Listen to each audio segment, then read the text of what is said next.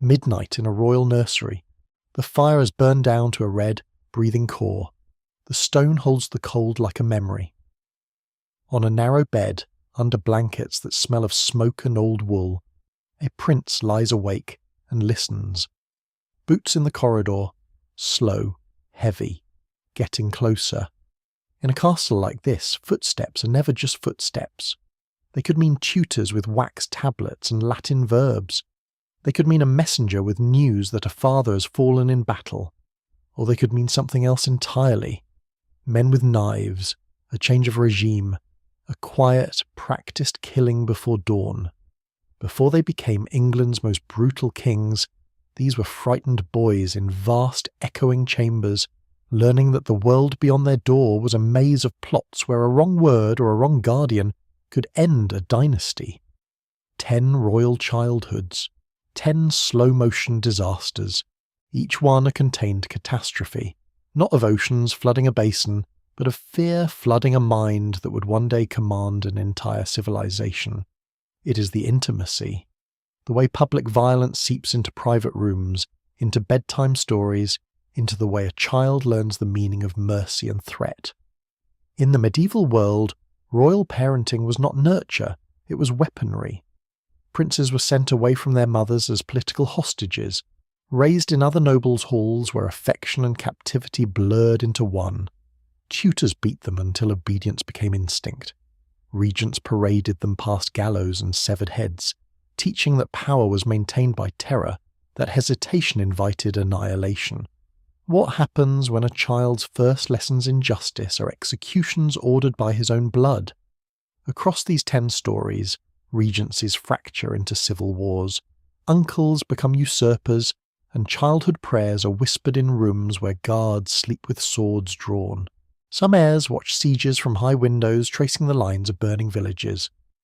Others learn to read beside men who will later be disemboweled in public squares. An entire childhood drowned in suspicion erases something quieter and just as critical: trust. Each step down the list deepens the pattern. More isolation, more calculated cruelty in the nursery, more extreme responses on the throne. What shapes a brutal king more?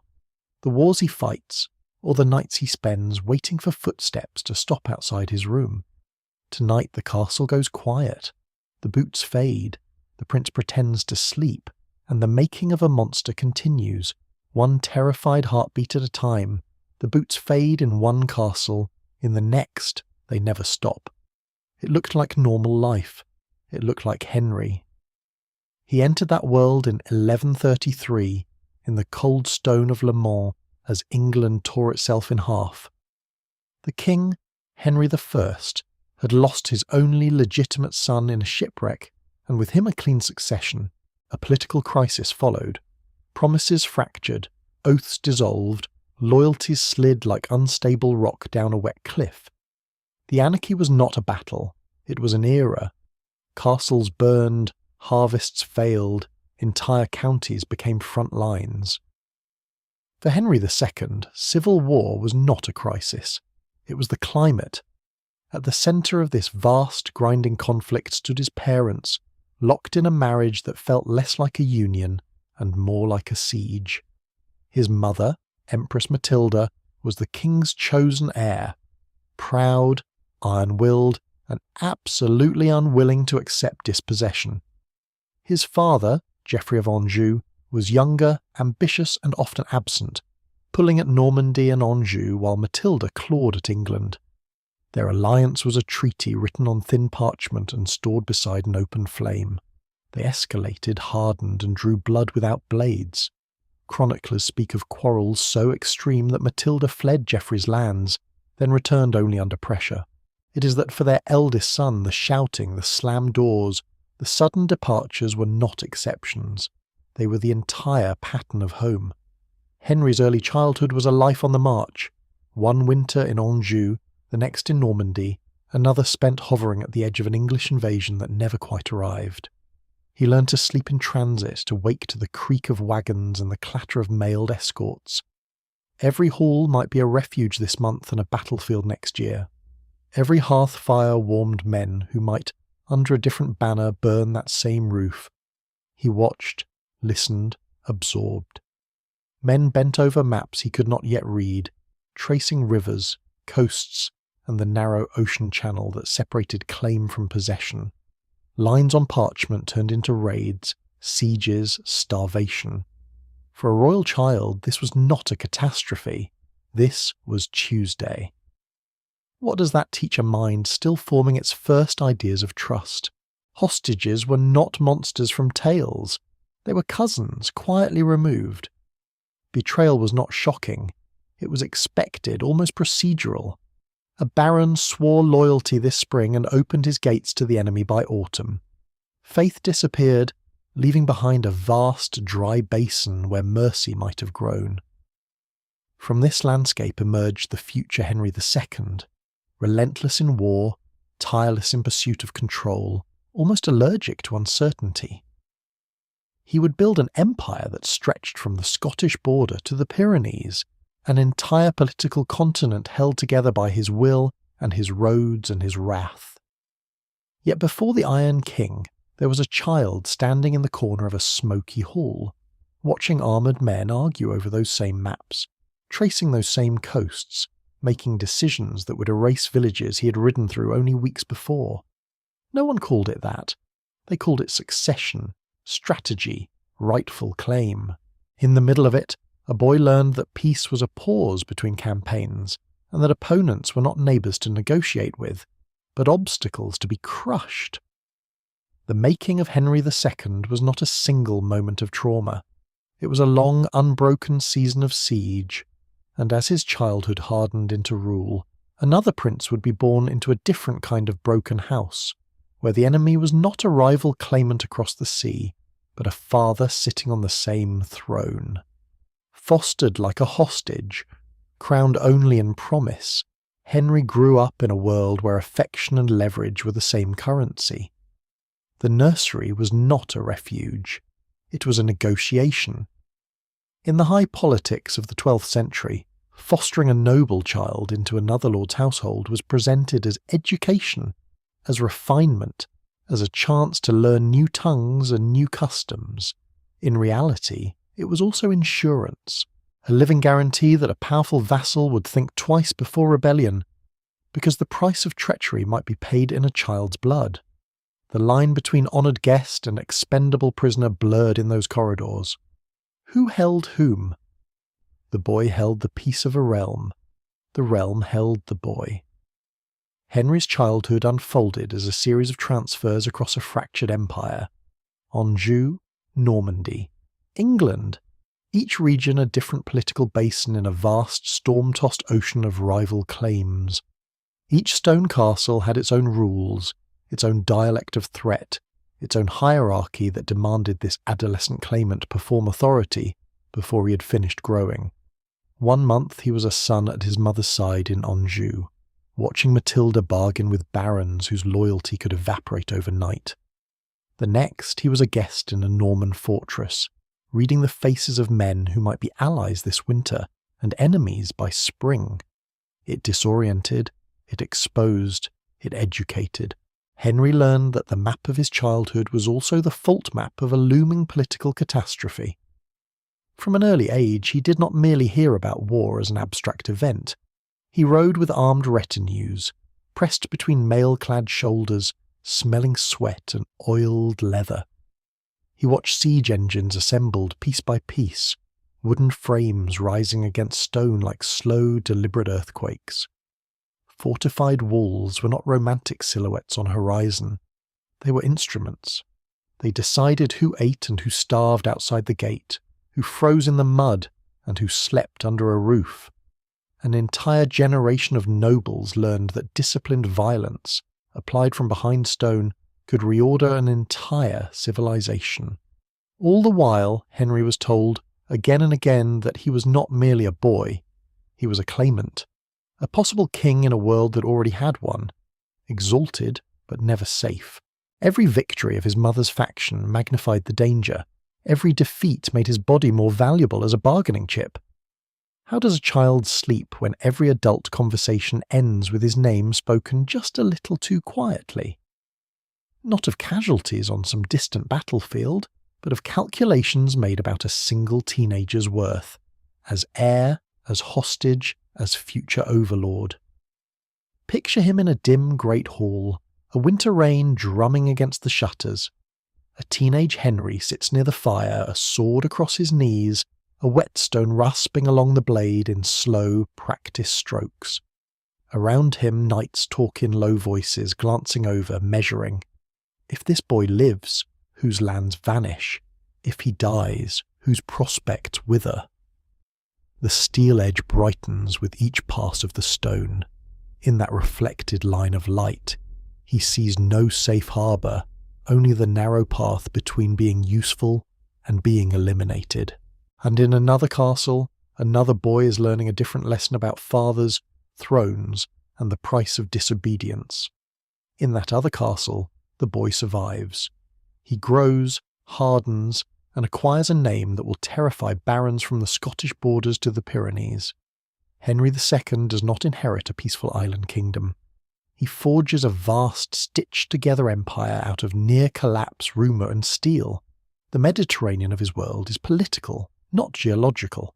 A basin of territories, England, Normandy, Anjou, Aquitaine, held together by oaths that mean little and force that means everything.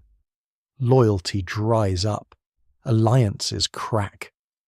In that climate, the young claimant who watched adults gamble his life learns a single rule: never let the waterline fall, never stop advancing. His rise is a chain reaction. A precarious grandson of a usurper becomes duke, then count, then king of England, until his authority stretches almost ocean to ocean across Western Europe. Dozens of major castles, hundreds of lesser strongholds, thousands of armed men whose pay and patience depend on constant motion. To hold that many moving parts, compromise starts to look less like wisdom and more like catastrophe. Contemporaries describe Henry's temper as legendary, not theatrical but extreme. He rips straw from rush-strewn floors with his teeth, rolls on the ground, screams until his voice breaks. This is not random rage. It is the adult echo of a child who learned that only noise, only sudden violence could interrupt a looming betrayal. Campaign follows campaign, in Wales, in Ireland, across the fractured map of France. He builds roads, fortifies river crossings, hammers rebellious lords with sieges that grind on for months. Offence is not a tactic, it is oxygen. Then the Becket affair turns that private storm outward. Henry raises Thomas Becket from Chancellor to Archbishop of Canterbury, expecting a loyal tool. Instead, Becket resists royal encroachment on church privilege, appeals to Rome, blocks the king's legal reforms. To most rulers, this is a bitter power struggle. To a man raised in a world where hesitation meant extinction, it looks like an existential threat. It is the way a personal quarrel detonates into a civilization-wide shock. In a fit of fury, "Will no one rid me of this turbulent priest?" he unleashes words that 4 nights translate into action. Becket is hacked down in his own cathedral, blood soaking the stone Henry thought should echo only with obedience. Suddenly, the king who spent a lifetime outrunning danger finds that his greatest catastrophe has erupted from within. Rebellion follows, as if summoned by that first crack. His wife Eleanor of Aquitaine and his sons rise against him more than once. Henry crushes them with the same relentlessness he once directed at strangers. Humiliating submissions, enforced penance, long imprisonments. Family becomes a battlefield, confirming the lesson of his childhood civil war, that the warmest embrace may conceal the sharpest blade. When a child is raised to believe that every lull is only the eye of the storm, what kind of king can he become? And, more unsettling still, what kind of sons will that king raise in turn? The storm had to land somewhere. In the mid-13th century it settled over a tall, watchful boy named Edward, eldest son of Henry III, growing up in a kingdom that never quite stopped shaking. England's barons muttered about broken promises, Wales seethed behind its mountains, and far to the north, Scotland watched every misstep with patient calculation. For Edward, unrest was not an abstract political problem. It was the road beneath his horse. It was the view from his window. As a child, he was moved again and again along the Welsh marches, that jagged frontier where Norman lords ruled from stone towers over valleys that did not consent. The castles were not romantic silhouettes. They were teeth, sunk into a resentful landscape. Raids flared, houses burned, and the line between training exercise and real war blurred until there was no line at all. On these journeys the boy was not shielded from the machinery of conquest. He was invited to inspect it. A simple wall became an object lesson in geometry and fear. A gatehouse was explained to him as both passage and trap. Siege towers, countermines, murder holes in vaulted ceilings, each technical term in apposition to a very plain meaning. How do stones compel obedience? Like this. It is the realization that for Edward, the entire apparatus of destruction arrived first as a curriculum. While other children memorized saints' lives, he traced curtain walls on wax tablets and learned how long an army could live off a valley before it starved. Logistics became a kind of cold arithmetic. How many carts for grain? How many trees for ladders? How many days before a garrison cut off from water began to bargain? In this world, the map of England was not finished ink on parchment. It was wet clay, pressed and reshaped by those willing to use extreme pressure. Borders were not lines. They were negotiations written in ditches and ramparts, in villages erased and replanted under new names. Here, entire local worlds drowned beneath waves of steel and fire. Picture him on a chill evening, high on a marcher battlement, the wind smelling of wet ash. Below, a village smoulders, roofs collapsed, livestock scattered, survivors herded under guard toward the castle gate. Edward watches, saying nothing, as smoke folds over the ruined fields. The lesson is not shouted. It settles in the silence. Once fear is established, landscapes move. Rivers of people shift, loyalties drain away, and the frontier creeps outward, stone by stone. What kind of king emerges from a childhood where terror is not a crime, but a tool? The next boy in this story would learn that lesson even earlier, and turn it inward, upon his own blood. Edward of Westminster is not introduced to tenderness. He is introduced to schedule, dawn prayers, cold stone, the thud of practice swords in a courtyard that never really sleeps. While other children might wake to birdsong, the air of England wakes to the bell, to obligation hammered into the body before the bones are even finished growing. The discipline is relentless, not occasional, not corrective, relentless. Hours with the sword and lance until the arms shake. Hours in the saddle learning to control an animal far stronger than himself. Then hours bent over parchment, tracing cramped Latin letters under the watchful eyes of clerics who hold both his grammar and his skin in their hands. A mistake is not just wrong. It is an offence. The rod is close, the strap closer. In this miniature world, pain is the default punctuation. His tutors are not gentle scholars. They are priests of a particular theology of power. Obedience is not merely wise, it is holy. A royal child is told that God himself has arranged a ladder of command, and that to question a step on that ladder is to tug at heaven. Disobedience becomes sin, rebellion becomes damnation. It is the way spiritual terror is fused to political loyalty, so that the fear of hellfire and the fear of a father's anger burn in the same place in a young mind. In the schoolroom, another weapon is placed in his hands, law. Charters, writs, and clauses are recited like prayers. Magna Carta is not taught as a story of liberty, but as a map of limits and permissions, a coded diagram of who may be crushed and who must be bargained with. Written law becomes a blade with two edges. It can shield those inside its terms and cut deeply into those defined as outside them. The rebel, the foreigner, the heretic. Order fascinates him. Military formations, legal hierarchies, architectural plans for walls and towers, all are versions of the same dream. A chaotic world locked into place by angles, ranks, and regulations. This is the child who will one day look at the wild, resistant landscape of Wales and see not mountains and valleys, but a basin to be filled with stone.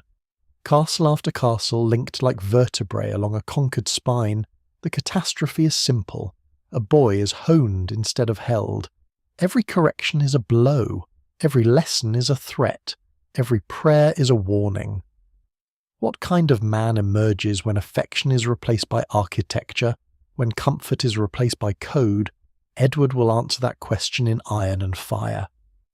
And the next prince in this long, uneasy line will learn that even such iron can bend and break under a different kind of fear. Edward will answer that question in iron and fire. He does it first on the frontier that raised him, Wales.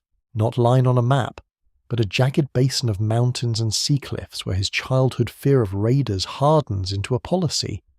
Erase the threat, then rebuild the landscape in his own image. The conquest comes in waves. Campaigns in 1277, then again in 1282-83, pressing deep into Welsh heartlands, burning townships, scouring valleys. Villages that once sent intermittent raiding parties now send nothing at all, because there is nothing left to send. Resistance is not negotiated. It is starved, hunted, and finally beheaded with the death of Llywelyn ap Gruffydd, last native Prince of Wales. It is the cold, architectural aftermath. Edward does not simply win, he builds. Stone by stone, mile by mile, he wraps the conquered coast in a ring of fortresses, Caernarfon, Conwy, Harlech, Beaumaris. Vast geometric shells of limestone and slate, some with curtain walls stretching hundreds of feet, some swallowing entire promontories. It drains Welsh autonomy, leaving behind a new, imposed civilization under English towers. English settlers are planted in neat, gridded towns under those walls, while Welsh inhabitants are pushed out, pushed up, pushed aside. On the northern border the pattern repeats, only sharper. Scotland is not a small principality, but an entire kingdom, and Edward treats its defiance like a spreading infection. Campaign follows campaign. Berwick sacked in 1296 with thousands killed in streets and churches, castles seized, regalia carried south. When William Wallace rises from that shattered landscape, leading guerrilla war against garrisons and supply lines, Edward reads not a political claim, but a personal insult to order. The answer is extreme. Wallace is captured, dragged through London, hanged, eviscerated, quartered. Parts of his body are nailed up across the realm as a geography lesson in terror, not because they are large on a modern scale, but because for each limb on a city gate there are burned farms behind it, emptied valleys feeding the machine. Then, in 1290, the frontier logic turns inward. England's Jews, present since at least the Norman conquest, are declared an intolerable anomaly in a realm that Edward imagines as religiously uniform. Centuries of sermons about Christ killers, of royal tallies that reduce families to entries in debt rolls, have primed the ground. A childhood steeped in absolutist piety, in processions and relics and the constant warning of divine wrath, meets a king's need for both cash and control. The Edict of Expulsion orders perhaps 2,000 to 3,000 Jews to leave. Entire communities in London, York, Lincoln, Norwich, gone within months. Houses seized, synagogues shuttered, graveyards abandoned. But for those families, it is a private political event, a sudden subsidence of every familiar street into exile. For Edward, these are not separate policies. They are one continuous answer to a lesson learned in firelit corridors. Fear the border, crush the outsider, redraw the map. The boy who watched Welsh villages burn from a castle window grows into a king who believes peoples can be moved like garrisons, erased like chalk lines, broken like rebellious tutors. But if a realm can be unified by terror, what happens when the terror turns inward? when the next child king learns from Edward's ruins instead of his walls? Edward's empire had been hammered together by fire. Richard's England would be held together at first by silk. Late in the 14th century, with the Black Death still echoing through empty villages and burned-out manors, a 10-year-old boy stepped into a vacancy no child could fill. His grandfather, Edward III, the old war king of Crécy and Poitiers, was dead. His father, the Black Prince, the invincible commander who was supposed to inherit, had wasted away before him. The line of succession did not bend. It snapped straight down onto a child. On parchment, the transition looked orderly. In stone corridors, it felt like a catastrophe.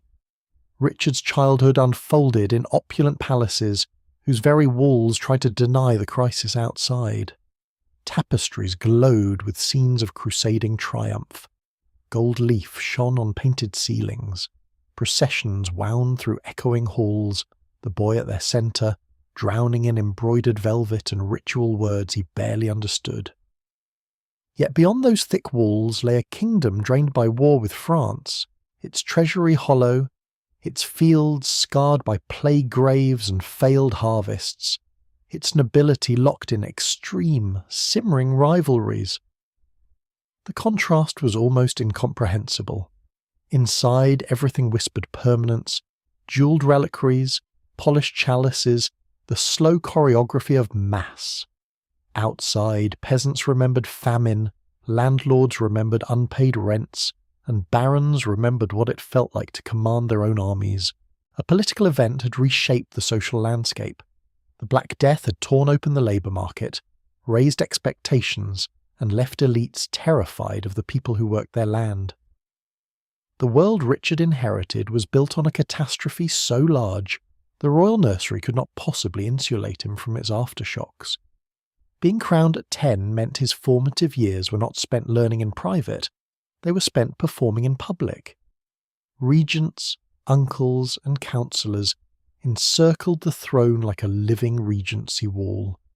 John of Gaunt and other magnates debated policy over his head, signed treaties in his name, and spent his revenues as if they were their own.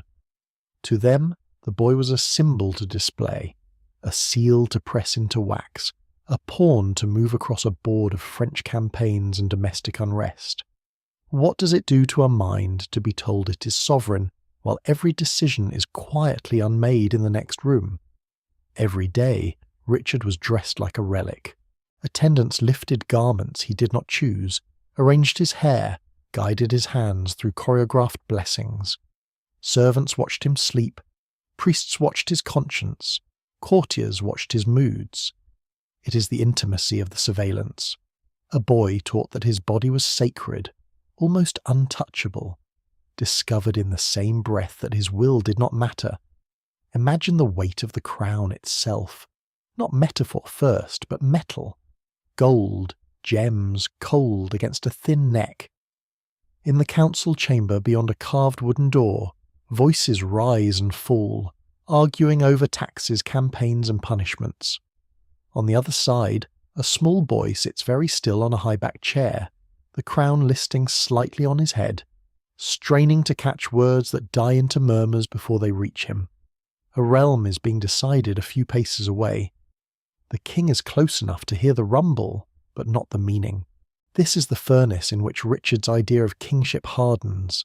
Sacred in theory, powerless in practice, watched from every angle, excluded from every real choice. How does a child raised as an untouchable object react when the moment finally comes to touch back? When the doors of that council chamber open, the boy under the heavy crown will not have forgotten how it felt to be left outside. The doors do open, not to a council chamber, but to a city in revolt. The year is 1381. Richard is 14.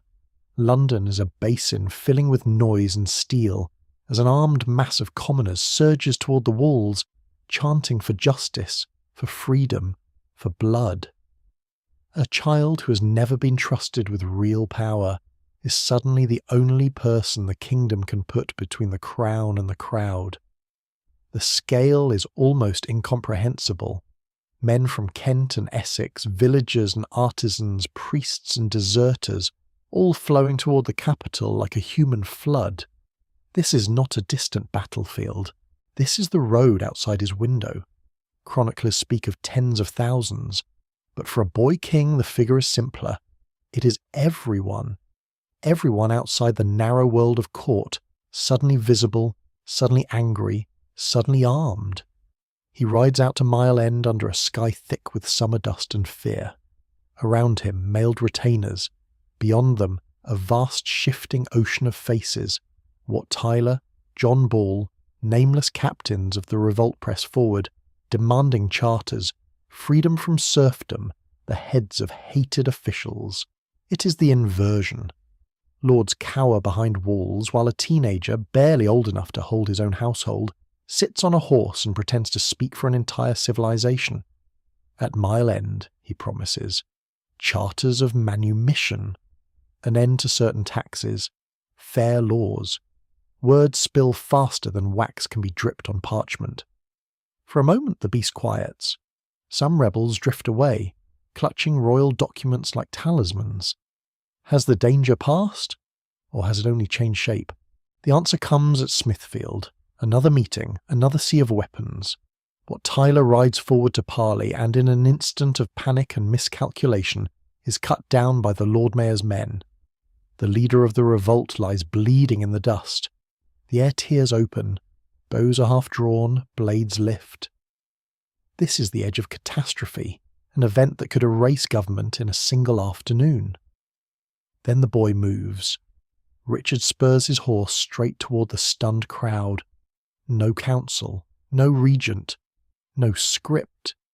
He calls out that he will be their captain, that justice will be done, that no harm will come if they disperse. It is pure theatre, improvised monarchy as survival mechanism. The crowd hesitates, believes. Slowly, like a tide turning, it ebbs away from slaughter. The reprieve is temporary.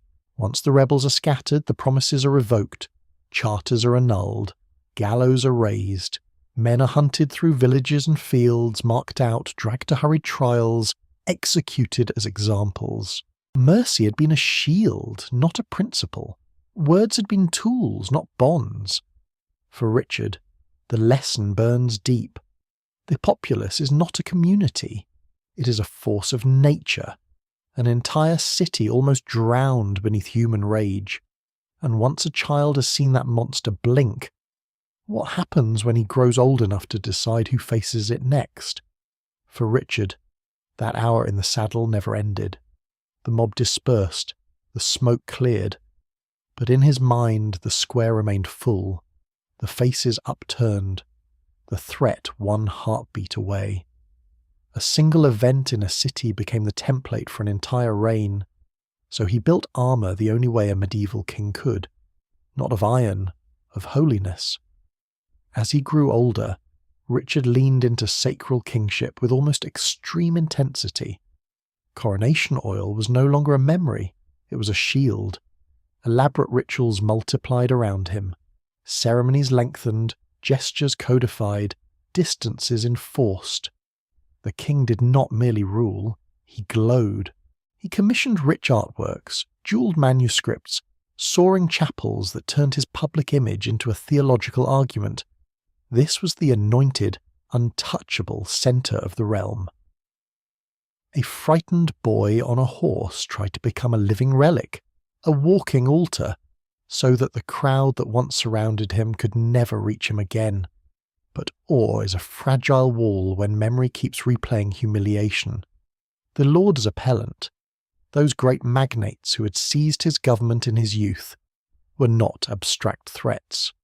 They were the adult hands that had taken the reins from him.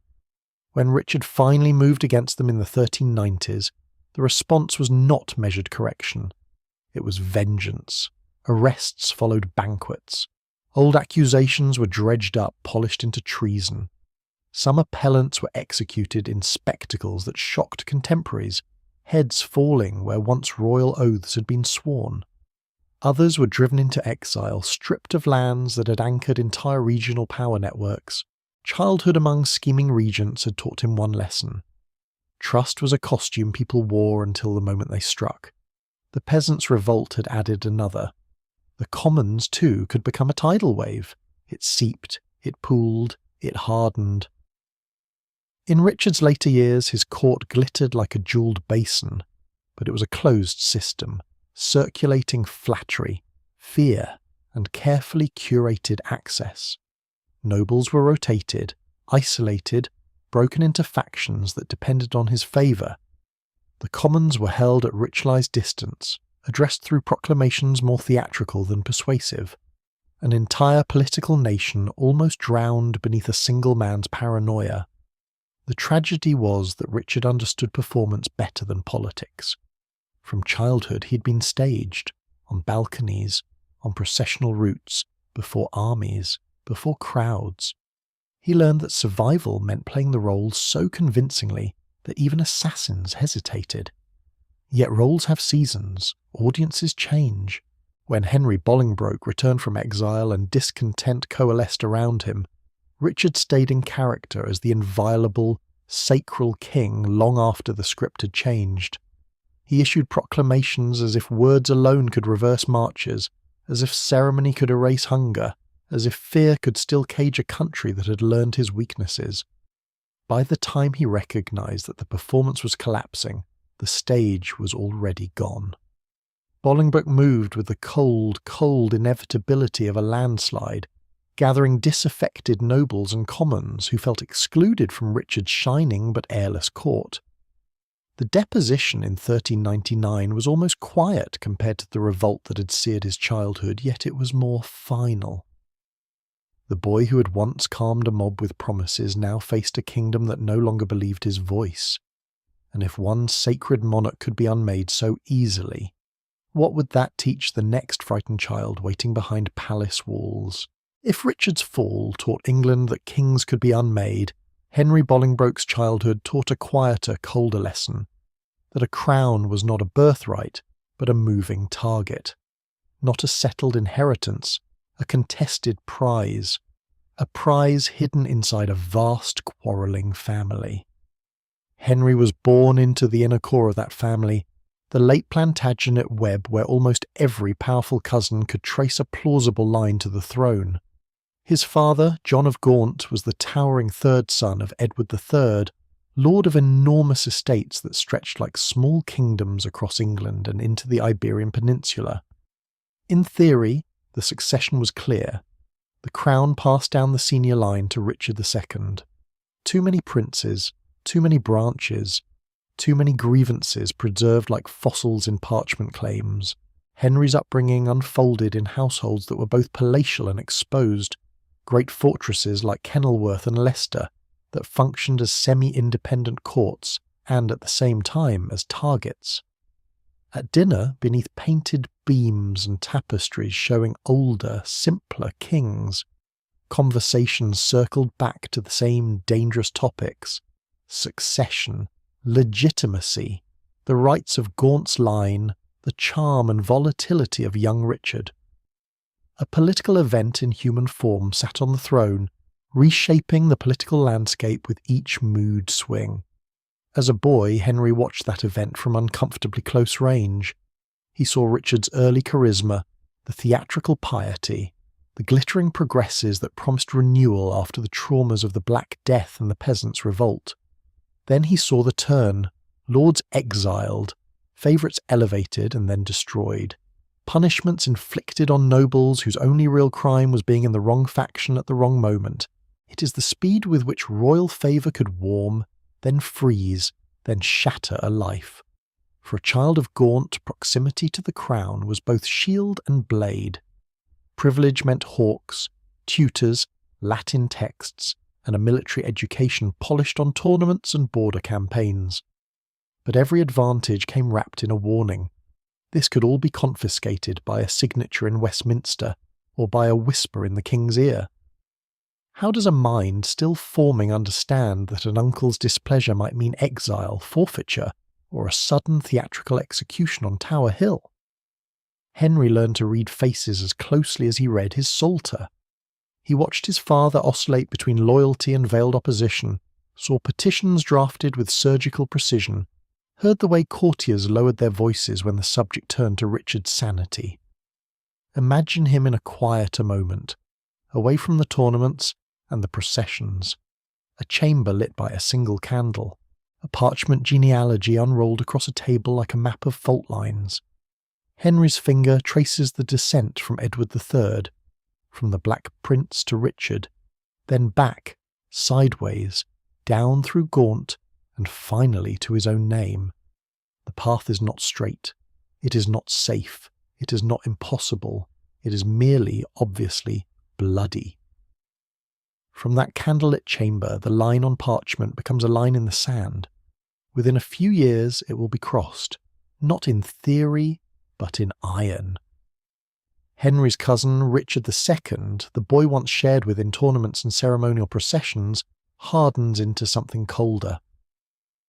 The fall begins almost quietly. Sharp words at council, suspicions about Henry's popularity, a sense that Gaunt's son casts too long a shadow across a fragile throne. Then comes the extreme remedy, banishment, not reduced access, not partial exclusion, gone.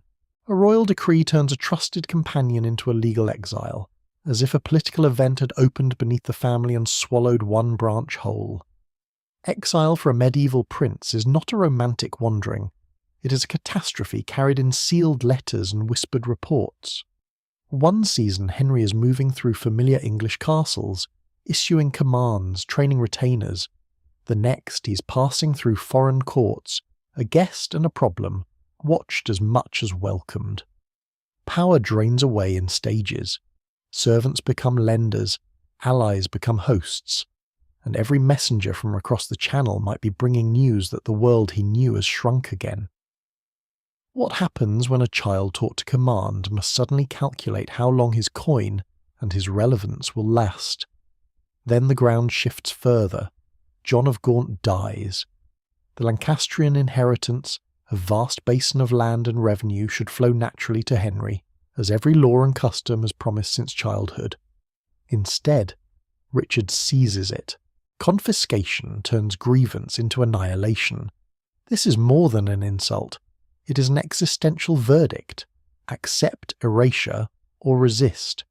It is the message it sends to every royal cousin and every watching child of the nobility. Even birthright can simply be unmade. In that moment, the lessons of the nursery harden. Mercy is a luxury. Passivity is a death wish. If a crowned king can strip a cousin to nothing with a signature, what future waits for that cousin's sons? Richard sails to Ireland to conduct a distant campaign. The realm is exposed, its nervous aristocracy left watching an empty throne. Henry lands in Yorkshire with a handful of companions and a legal fiction. He has come only to reclaim his inheritance. Process chains into process. He rides, he summons, he promises. Dispossessed lords flock to him, sheriffs switch allegiance, castles open their gates.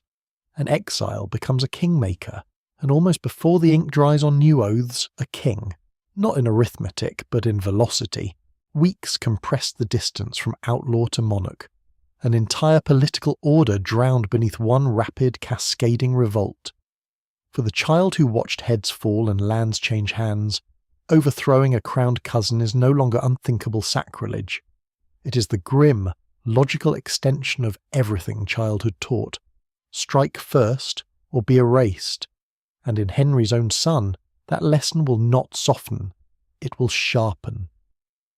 So when Henry seized the crown from Richard, childhood theory became adult practice.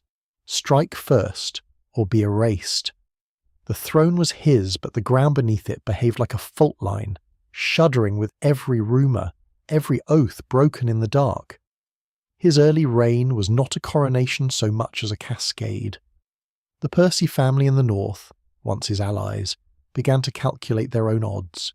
The great earls who had helped unmake Richard now wondered whether a king-maid could be unmade again. In Wales, Owain Glyndar lit a long, smouldering rebellion that turned hills and valleys into an armed frontier. And everywhere, in halls and parish yards, there lingered a dangerous memory. a living loyalty to the deposed Richard, whose very existence turned Henry's crown into a question. How long can a king endure when half the realm dreams of a different one? It tested, probed, and bled the regime. Henry answered in the only language his childhood had guaranteed he would trust. Executions, confiscations, bodies displayed at city gates, heads spiked above bridges, limbs sent to distant towns as mute heralds of royal will. A noble rebel was not only defeated, he was dismembered, his lands swallowed into the royal domain, his lineage turned into a cautionary tale. It is the normalization of public mutilation as a kind of political punctuation. For a boy who had watched his own father exiled, then restored, then dead within months, instability was not an abstraction. It was a family tradition. Now, as king, he lived inside the catastrophe he had once observed from the edges. Every uprising confirmed the lesson carved into his youth. A crown taken by force must be defended by force, again and again, until the realm resembles a battlefield more than a civilization.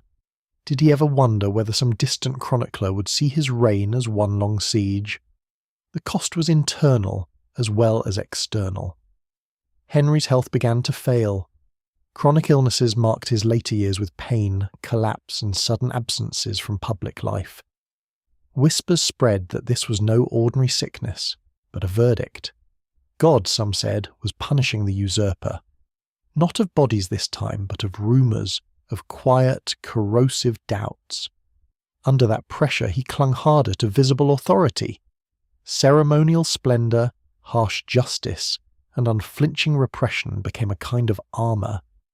In Henry's court, an entire emotional landscape drowned beneath protocol, suspicion, and the need to be feared. Did he look at his sons and see heirs, or potential avengers who might one day treat him as he had treated Richard? Because one son in particular was watching, learning, sharpening. And when his turn came, the realm would discover what a childhood spent in the shadow of usurpation can forge on the battlefield. One son in particular was watching, learning what a stolen crown cost, and his cradle was set not in peace, but in the aftershock of a political earthquake that had toppled a king. Henry of Monmouth, the boy history remembers as Henry V, did not fall asleep to harmless tales. His nursery was an archive of usurpation. Bedtime in the Lancastrian household meant whispered accounts of how his grandfather John of Gaunt had towered over the realm, how his father Henry Bolingbroke had ridden back from exile, and how Richard II had been dragged from a throne that had seemed unshakable. For most children, kings lost their crowns in fables. For this child, the fallen king was a cousin whose deposition haunted every corridor. The stories repeated. Richard's surrender in the Great Hall, the journey to Pontefract, the quiet, unresolved question, was it murder or necessity? It was not a single execution, not one more corpse in a violent age. It was the moment an entire political world cracked, and a new, untested dynasty stepped into the fracture. So the boy was taken early into the machinery that defended that new crown. As Prince of Wales, he was placed near the Welsh marches where Owen Glyndar's rebellion burned across valleys and ridges.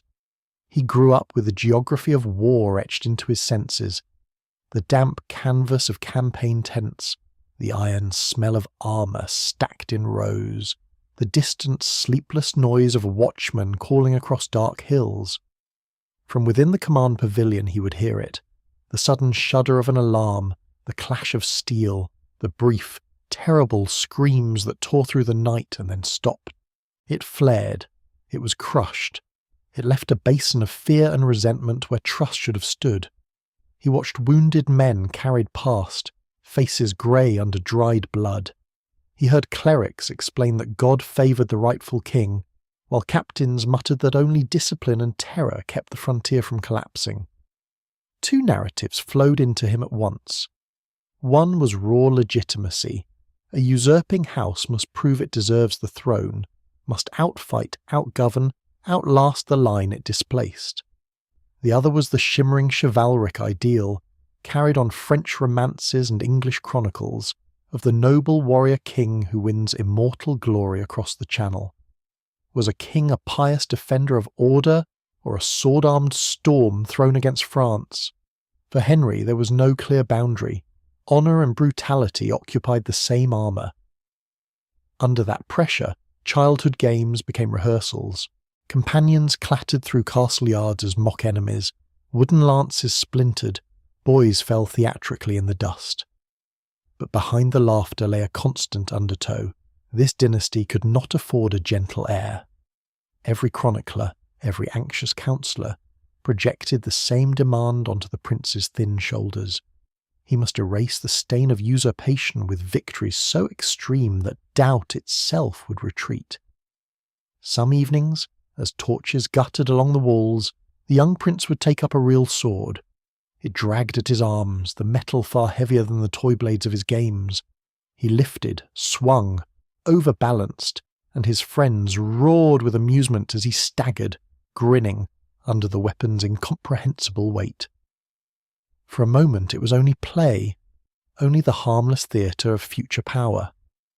In a quieter, human way, an entire gentle childhood was drowning here, beneath iron and expectation.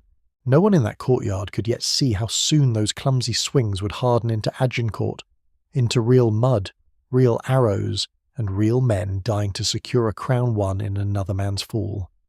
From that courtyard of practice swords, the legend insists, emerged madcap Hal. The prince in taverns, the heir among thieves, the future king drinking with men who could be hanged at his father's word. The contrast is so extreme it feels invented, yet the myth clung because it explained something real. A boy trapped beneath a usurper's crown, testing the edges of his own danger. Chroniclers place him in London's alehouses, in the company of gamblers, brawlers, and men who smelled of the gallows. Whether every scene is true matters less than the pattern. A royal child raised under armed guard, under the memory of Richard II's suspicious death, and the constant murmur that his father's title was stolen, begins to seek refuge where the crown cannot follow. Laughter becomes armour. Recklessness becomes a language.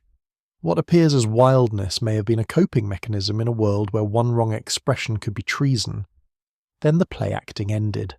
At 16, at Shrewsbury, Hal met real war. Not stage charges across a training field, but a civil catastrophe in mail and mud. An arrow struck his face, drove deep into the bone beneath his eye, and lodged there. The surgeons had to cut the shaft short, fashion a special instrument, twist and pull through torn flesh while the prince remained conscious. Infection was almost certain. Death was expected. He lived. In an age that read every survivaler's verdict. What did that mean? A boy already drowning in legitimacy anxiety now had a scar that seemed like handwriting from God. For a mind formed in this crucible, pain could harden into proof. Invincibility became not arrogance, but theology. When Henry IV died, the transformation was abrupt. The tavern prince vanished. In his place stood a ruler of extreme discipline, fasting, praying, auditing royal accounts, purging corrupt officials with the same cold focus he once brought to misrule. Restlessness did not disappear. It was redirected. All that energy, all that fear, poured into a single brutal project. France. A conquest to silence doubts, to turn a fragile dynasty into a sanctified fact. Agincourt was the culmination of that project, an event of mud, exhaustion, and calculated extremity. Henry marched an already sick and starving army through a rain-soaked basin of clay, then forced battle against a numerically superior foe. When French prisoners threatened to become a danger, Henry ordered many of them killed, not in rage, in policy. It is the calm with which a former boy soldier treated mass death as a necessary adjustment. What happens when a child is taught that miracles on battlefields are the only language God speaks? For Henry, victory became sacrament, and corpses became the liturgy that proved his house was chosen. In his reign, an entire generation of French and English men drowned in fields that turned to red clay. A boy, once listening for assassins in the dark, had learned a simpler rule. Better that tens of thousands vanish into the mud than that his dynasty slip beneath it. And somewhere beyond Agincourt, other royal children were already watching, already learning what a king was supposed to be. Agincourt had crowned a legend. What followed crowned a child. When Henry V died in 1422, the throne did not pass to a hardened commander or a seasoned uncle. It passed to a 9-month-old baby who could not stand without help. One infant inherited an entire dual monarchy. England, with its restless magnates and long memory of usurpation, and a claim to the French crown carved out of a vast war that had already consumed generations. A political arrangement as fragile as spun glass was now balanced on soft, unsteady hands. In theory, a king had been anointed. In practice, a regency ruled. Councils met, uncles schemed, great lords measured one another across the council table, while the crowned presence in the palace nursery gurgled, slept, and cried on schedule. Henry VI grew up not as a participant in power, but as its sacred object, carried into chambers to sanctify decisions he did not understand, then carried out again before the real arguments began. A medieval royal childhood was often harsh, but this was something different. The future Henry VI was swaddled in ceremony, not affection. Nurses and clerics managed his days with extreme formality. Prescribed hours for prayer, for letters, for controlled play, all under the gaze of men who saw in him not a son but a solution to a geopolitical catastrophe. A single quiet boy was meant to hold together 2 kingdoms that had been taught to hate each other for 100 years. From the beginning, his nature ran against the current. Chroniclers describe a gentle, bookish, devout child, more at home in a chapel than in an armoury. While tales of Henry V's charges at Shrewsbury and Agincourt were recited as models to imitate, the boy listened to sermons, traced letters in devotional texts, and seemed far more interested in psalms than in spears. How could such a temperament survive the expectations loaded on the son of a warrior hero? The comparison never stopped. Tutors invoked his dead father as a measuring rod. Courtiers whispered of the old king's iron will. Ambassadors weighed the child against the memory of the man who'd broken France at Agincourt. Yet in the name of protecting him, those same guardians shielded Henry from the brutal military and political training that might have hardened him. He was expected to command armies he never learned to lead, to manage factions he was never allowed to confront. So the strain accumulated, quiet and invisible, like pressure in a fault. Outside, the machinery of war ground on in his name. Taxes raised, ships fitted, campaigns plotted across the channel as if a ghost still wore the crown. Inside, in some side chapel of a royal residence, a small boy knelt alone, lips moving over Latin phrases, finger slowly tracing the ink letters of a psalter. His own world drowned beneath parchment, ritual, and expectation. When that child king finally stepped out from behind the curtain of tutors and regents, the world that greeted him was already cracking. France was slipping away, fortress by fortress, like wet sand between royal fingers. Defeats at places like Formigny and Castillon did what arrows and plague had not yet done. They shattered the illusion that England's empire on the continent was permanent. The losses were not just military, they were psychological. Each fallen town meant veterans returning angry, magnates blaming each other, and a court that began to whisper that God had withdrawn favour from this gentle, hesitant ruler. A treasury strained to breaking point tried to fund garrisons, pensions, and palaces all at once. Debts mounted, promises multiplied. Into this vast pressure chamber stepped a man formed in cloisters, not in camps. Henry VI had been taught to revere peace, to see war as a collective sin, to imagine kingship as a kind of monastic guardianship over a Christian civilization. In the brutal calculus of 15th century power politics, that piety was not admired, it was exploited, Factions formed around him like competing weather systems, each claiming to speak for the king, each dragging his fragile conscience toward its own advantage. Then the mind broke. In 1453, as news of another catastrophe in France arrived, Henry collapsed into a silence so deep it frightened even hardened courtiers. He did not speak. He did not recognize his own wife or newborn son. He sat vacant for months, not reduced, not partially withdrawn, gone. It revealed that the centre of the English state could simply vanish while the body of the king still breathed. Power abhors a vacuum. Ambitious nobles rushed in, weaponizing legal councils, private armies, and family alliances. The Duke of York claimed the right to govern in Henry's name. Queen Margaret of Anjou built a rival power block to defend her husband and child. Parliament became a battlefield conducted in ink, while the countryside bristled with steel. Every royal seal, every trembling signature extracted from Henry's hand during brief lucid intervals, became a contested political event in the political landscape, shifting the entire balance of allegiance. The Wars of the Roses did not erupt as a clean break. They seeped out of this prolonged crisis, as if the realm itself were a leaking basin, its loyalties draining toward two rival houses. Battles like St. Albans and Towton were fought not merely for land, but for possession of the king's person. Henry's body was a prize. His presence on a battlefield, even as a passive figure under guard, could legitimize thousands of deaths with a single, half-understood word of assent. He became a shuttle in a violent loom. Captured, released, paraded, imprisoned, Henry moved from palace to fortress to monastery, a soft-spoken man carried along by armoured decisions made over his head. His childhood gentleness, once praised as saintly, had become a tragic liability that left England soaked in blood. Henry's reign became the answer to that question. A gentle child was given a crown honed by generations of war, and the result was not a single tyrant, but a whole landscape of brutality. The catastrophe did not sit on the throne, it unfolded around it. Henry VI was, by almost every account, personally mild.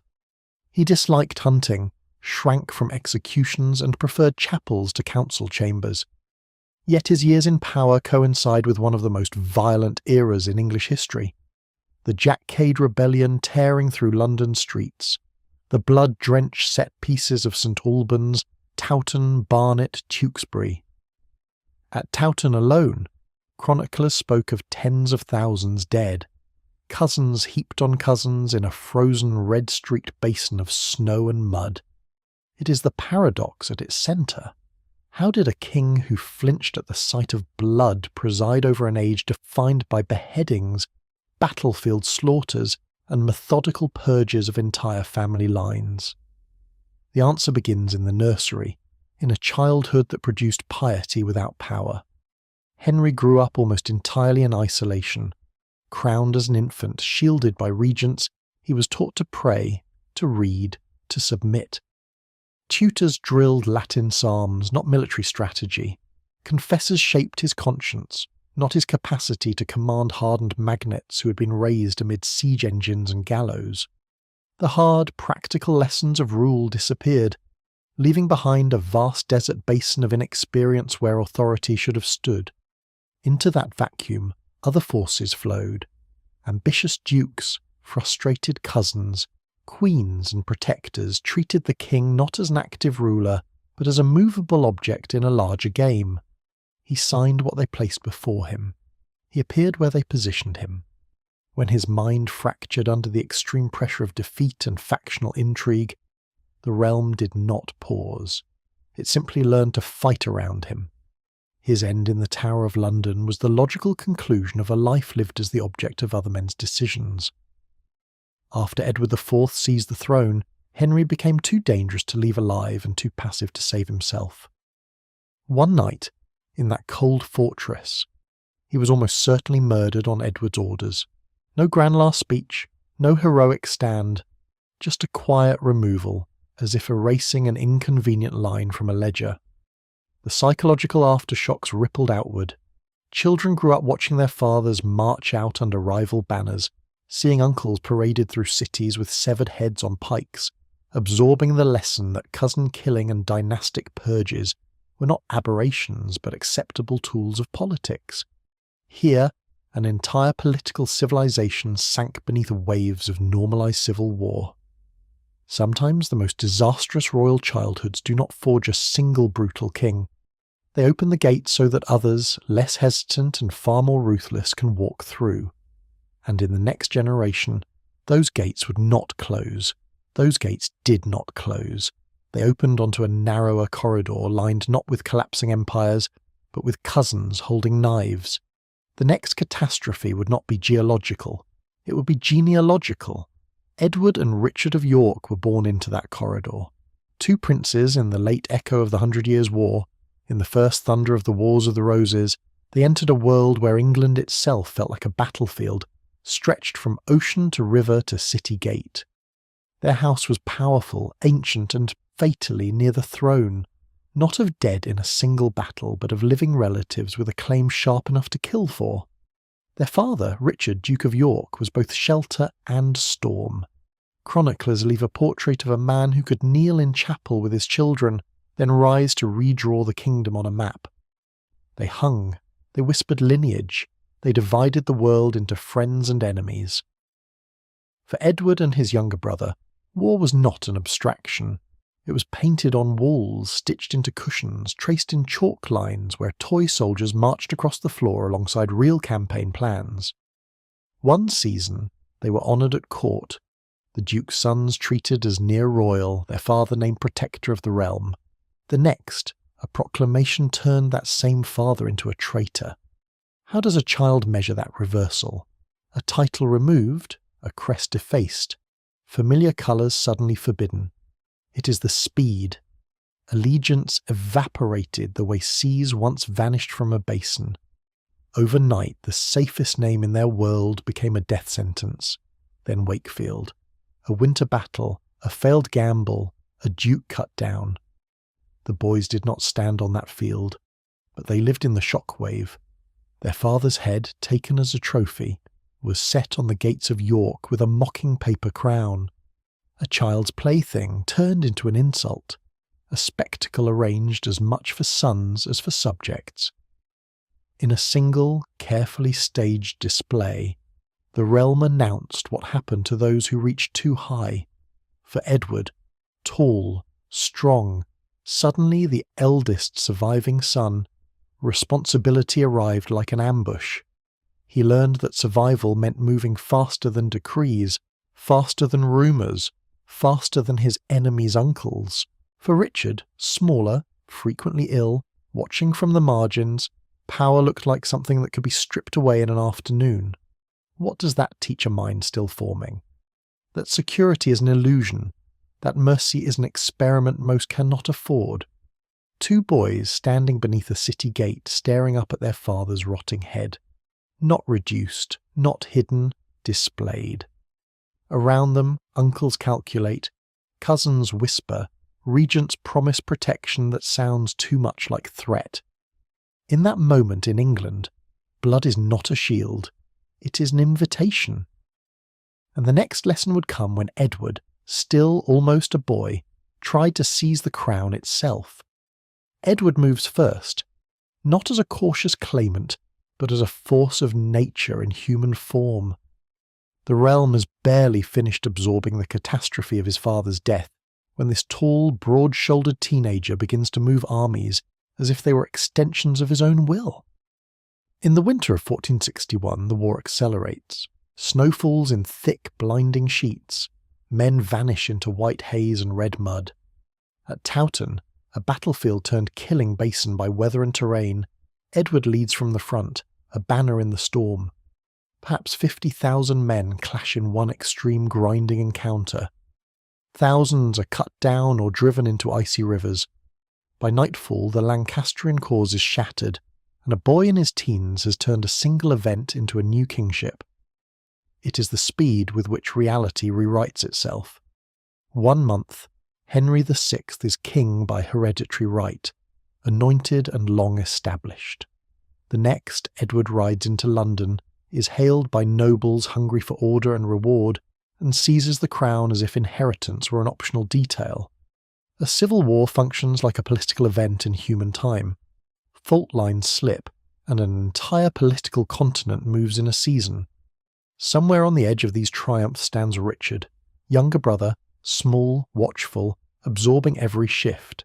He sees that the crown is not a sacred object passed gently from father to son, but a prize taken in the open, under snow and steel. What lesson does a child draw from watching a teenager overturn a dynasty? That audacity is not a risk. It is the method. The Yorkist household becomes a laboratory of conditional survival. Rivals do not simply lose influence, they lose their heads. Attainted lords watch their lands redistributed like spoils from a drowned civilization, parcelled out to those whose loyalty has proved useful in the most extreme conditions. Titles, once imagined as permanent, become temporary licenses, revoked when faith falters. Richard grows up seeing that nobility is not an essence. It is a contract, written in blood, and revised after every battle.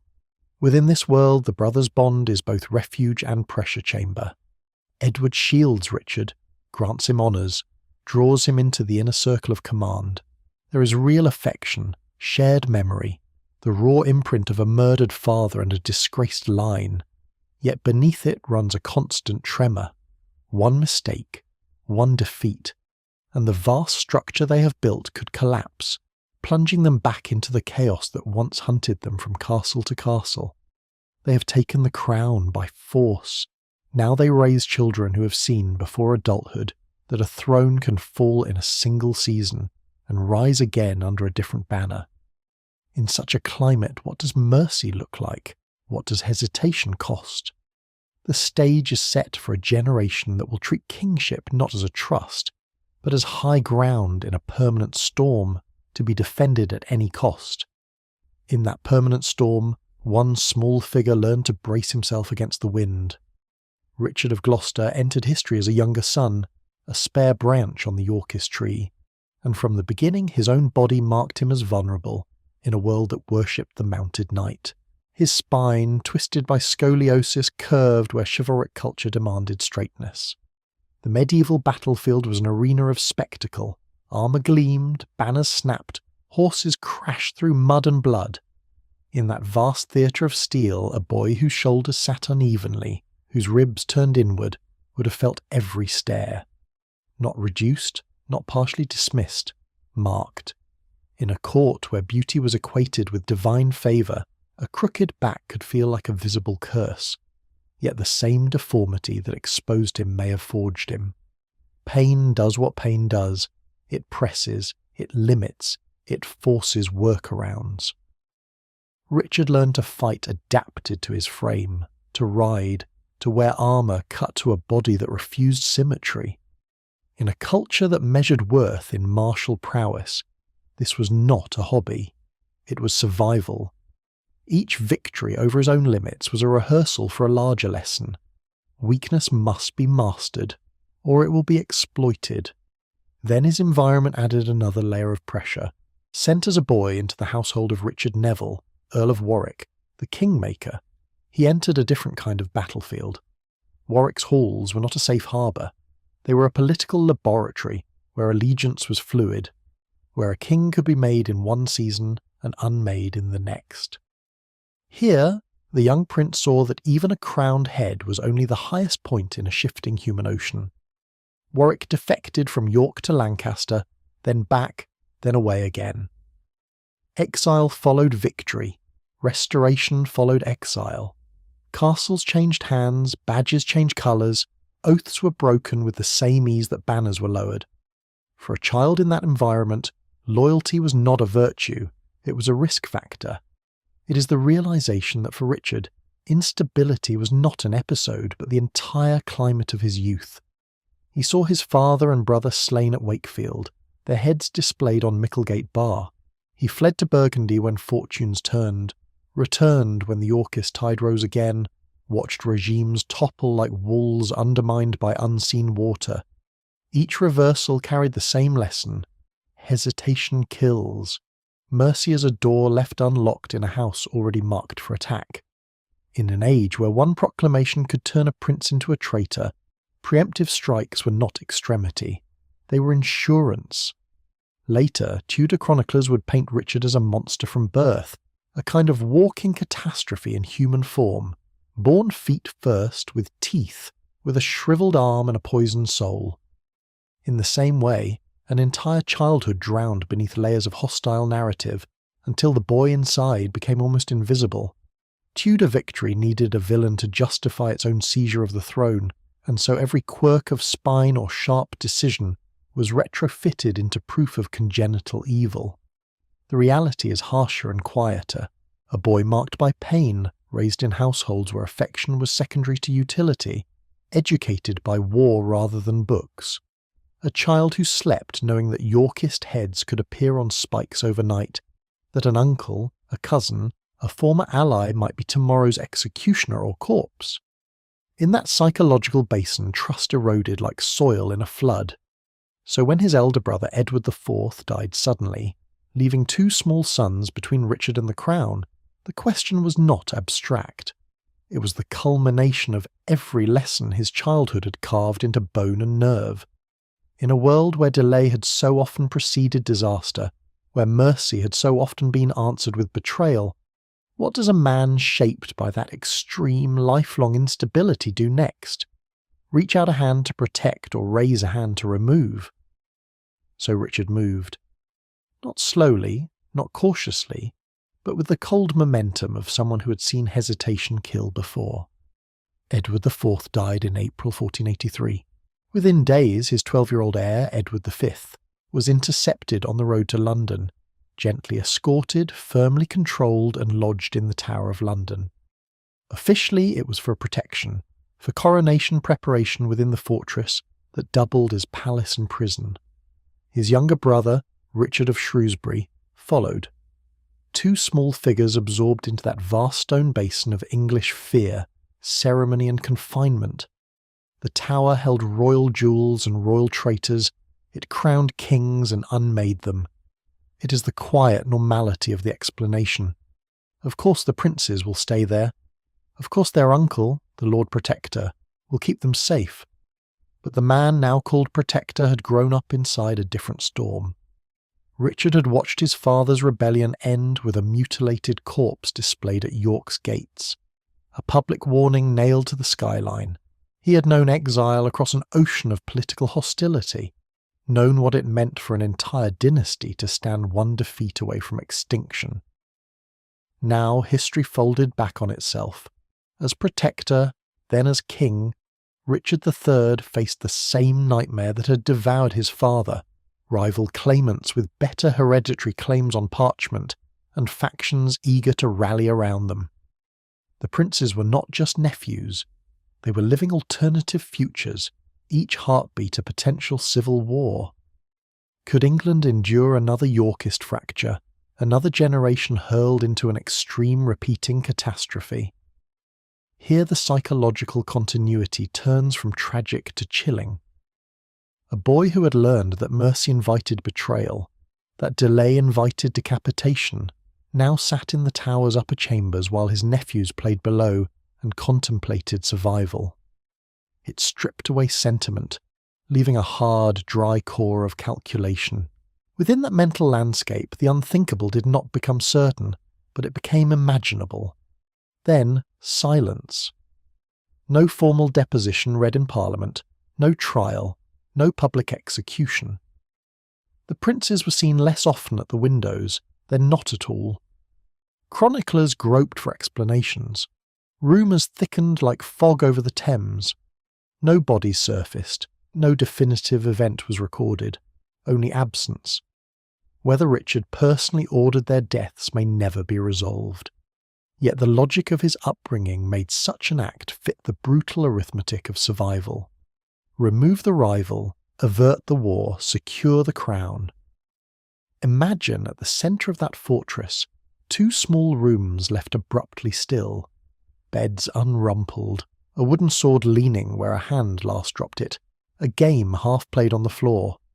toys undisturbed, laughter cut off mid-echo, not a dramatic final scene, just a childhood that stopped, as quietly as a candle pinched out in the dark. A childhood can end in a single night. For Henry Tudor it ended in a series of departures, doors closing, sails lifting, the English coast shrinking into mist while adults whispered the word that would define his existence. Heir. Not the obvious heir, not the triumphant heir. A tenuous, disputed, almost incomprehensible thread of Lancastrian blood running through an obscure boy whose father had died before he was born. In the late Wars of the Roses that was enough to crown him in the minds of desperate exiles, enough to mark him for death in the ledgers of Yorkist kings. He grew up in the shadow of that contradiction, valuable and therefore killable, protected and therefore imprisoned. His guardian was his uncle Jasper Tudor, a loyalist commander who understood that this was not a childhood so much as a long-moving siege. Jasper moved the boy from fortress to fortress across Wales and the Western Marches, never lingering, never trusting that thick walls and high towers could outlast royal warrants and betrayals. Imagine those journeys. The same narrow roads, the same wet cloaks, the same hurried departures at dusk when a messenger arrived too late to be reassuring and too early to be ignored. Evacuation did what evacuation does. It stripped away toys, tutors, familiar faces, leaving behind a thin core of lessons. Do not trust, do not linger, do not be seen. It is the realization that an entire education could be built on absence and fear. When Edward IV tightened his grip, the pattern broke. The boy who had been shuttled from castle to castle was pushed across an ocean into exile in Brittany. The Channel became his moat, the Breton court his new uncertain basin. There, in guest chambers that were never quite his own, he listened as news drifted in from England like distant thunder. Battles won and lost, uncles executed, cousins disappearing into the Tower. He watched a civil war unfold as if it were a political event on the far side of the world, each proclamation and beheading another tremor in a country he barely remembered. Not of dead, but of reversals. Kings crowned, uncrowned, and replaced with a speed that would have taught any thoughtful boy the most brutal lesson of all. Power is not inherited, it is survived. In Brittany and later in France, Henry lived as a guest whose welcome could evaporate overnight. Dukes and kings weighed him like a bargaining chip, a piece on a board that stretched from London to Paris. 1 week he was addressed as my Lord of Richmond, spoken of as a possible king. The next, there were quiet conversations about handing him over to curry favour with Yorkist rulers. How does a teenager grow under that pressure?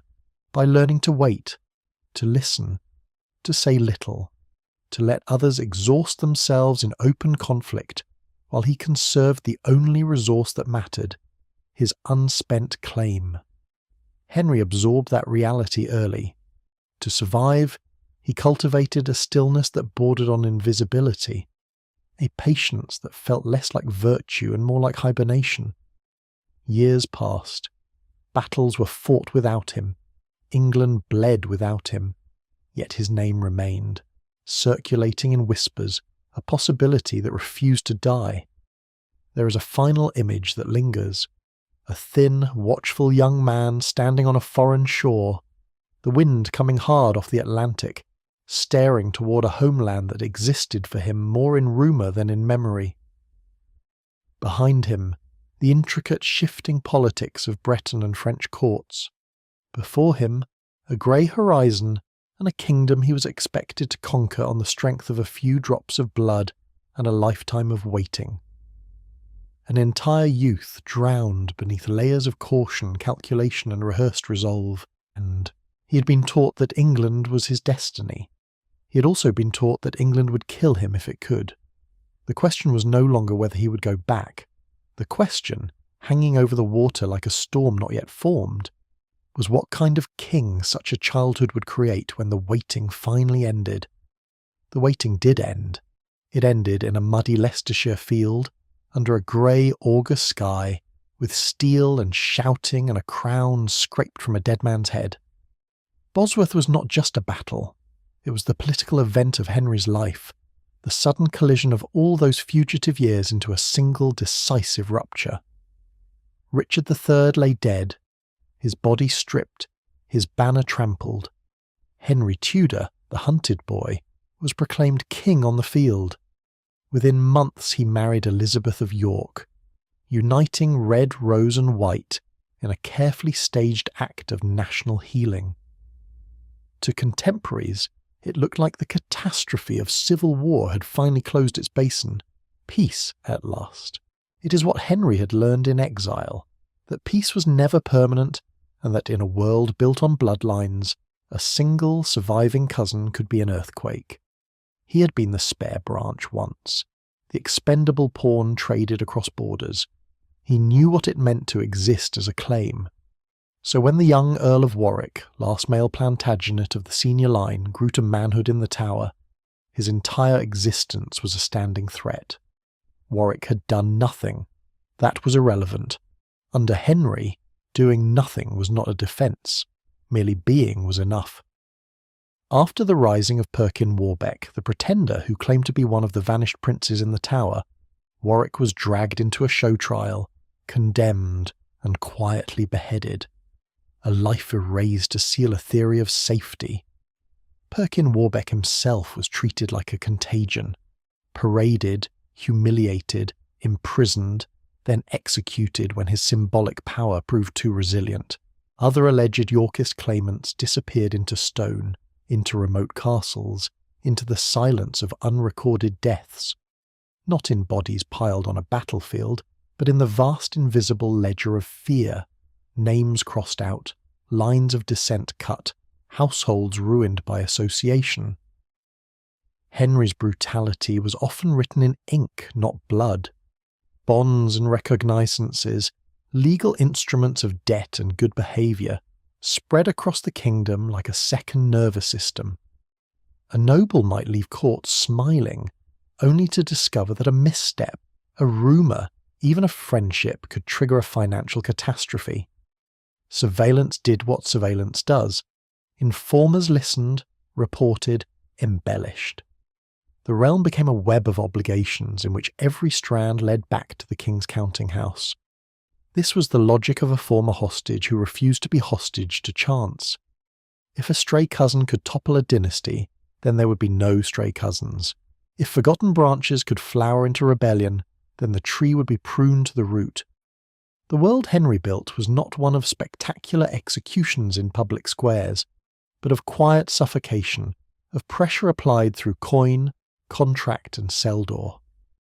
What happens when the next king grows up under that system of cold fear, watching every adult flinch at the sound of a royal summons? The cold fear of Henry VII's court did not vanish with dawn. It moved into the nursery.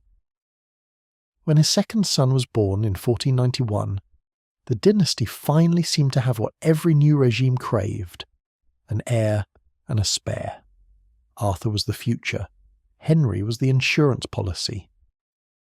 From the beginning, his life was a contingency plan wrapped in silk. The boy grew up in a cage of gold, not reduced, not partially constrained, caged. His chambers at Eltham and Richmond were hung with rich tapestries, his bed a carved monument to Tudor success, his clothes trimmed with fur and cloth of gold. But the luxury came with invisible bars. His body was supervised, his diet calculated, his movements tracked by clerks who recorded where the spare slept, hunted, preyed. Human contact was filtered through dynastic utility, companions chosen for their father's loyalty, tutors for their political reliability. Education did what education was ordered to do. Humanist scholars drilled Latin and theology into him, not to broaden a mind for its own sake, but to polish a potential bargaining chip in the European marriage market. Music masters taught him to sing and play, because a charming prince could anchor alliances. Wrestling, archery, hunting. Every pastime doubled as training for war or display. Even friendship became a state asset. Who laughed with the Tudor spare could be watched for future influence. Then Arthur died. The system convulsed. In 1502, the carefully arranged architecture of succession collapsed in a single fevered body at Ludlow. A boy raised to orbit the throne was suddenly dropped into its centre. It is the way a sheltered adolescent was forced to absorb the weight of a realm built on suspicion. Henry VII's paranoia intensified. The court became a pressure chamber. Attainders multiplied, those legal instruments that could strip a noble of lands and life with a stroke of the pen. Men who had smiled at the prince at dinner vanished from the table, their names whispered with words like treason and conspiracy. Executions were no longer rare, theatrical events. They were the background rhythm of government. Yet the new heir was indulged. Fine horses, elaborate tournaments staged for him to watch, choirs to thicken the air with sacred sound. He hunted in carefully managed parks where the danger was controlled and the triumph guaranteed. Imagine the lesson carved into that adolescent mind. Power was pleasure, yes, but pleasure sat on a scaffold. Somewhere in those last years of Henry VII, the teenage Henry stands at a palace window. Below, in a courtyard that smells of wet stone and iron, a traitor kneels. The axe falls. The crowd murmurs.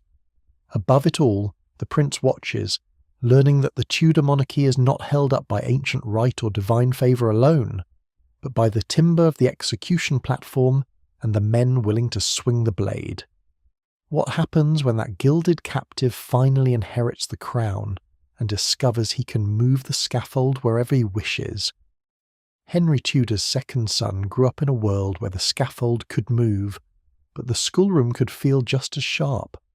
The boy who would become Henry VIII was not only caged by walls and guards, he was encircled by books, instruments and weapons, each one whispering that he was meant for something vast.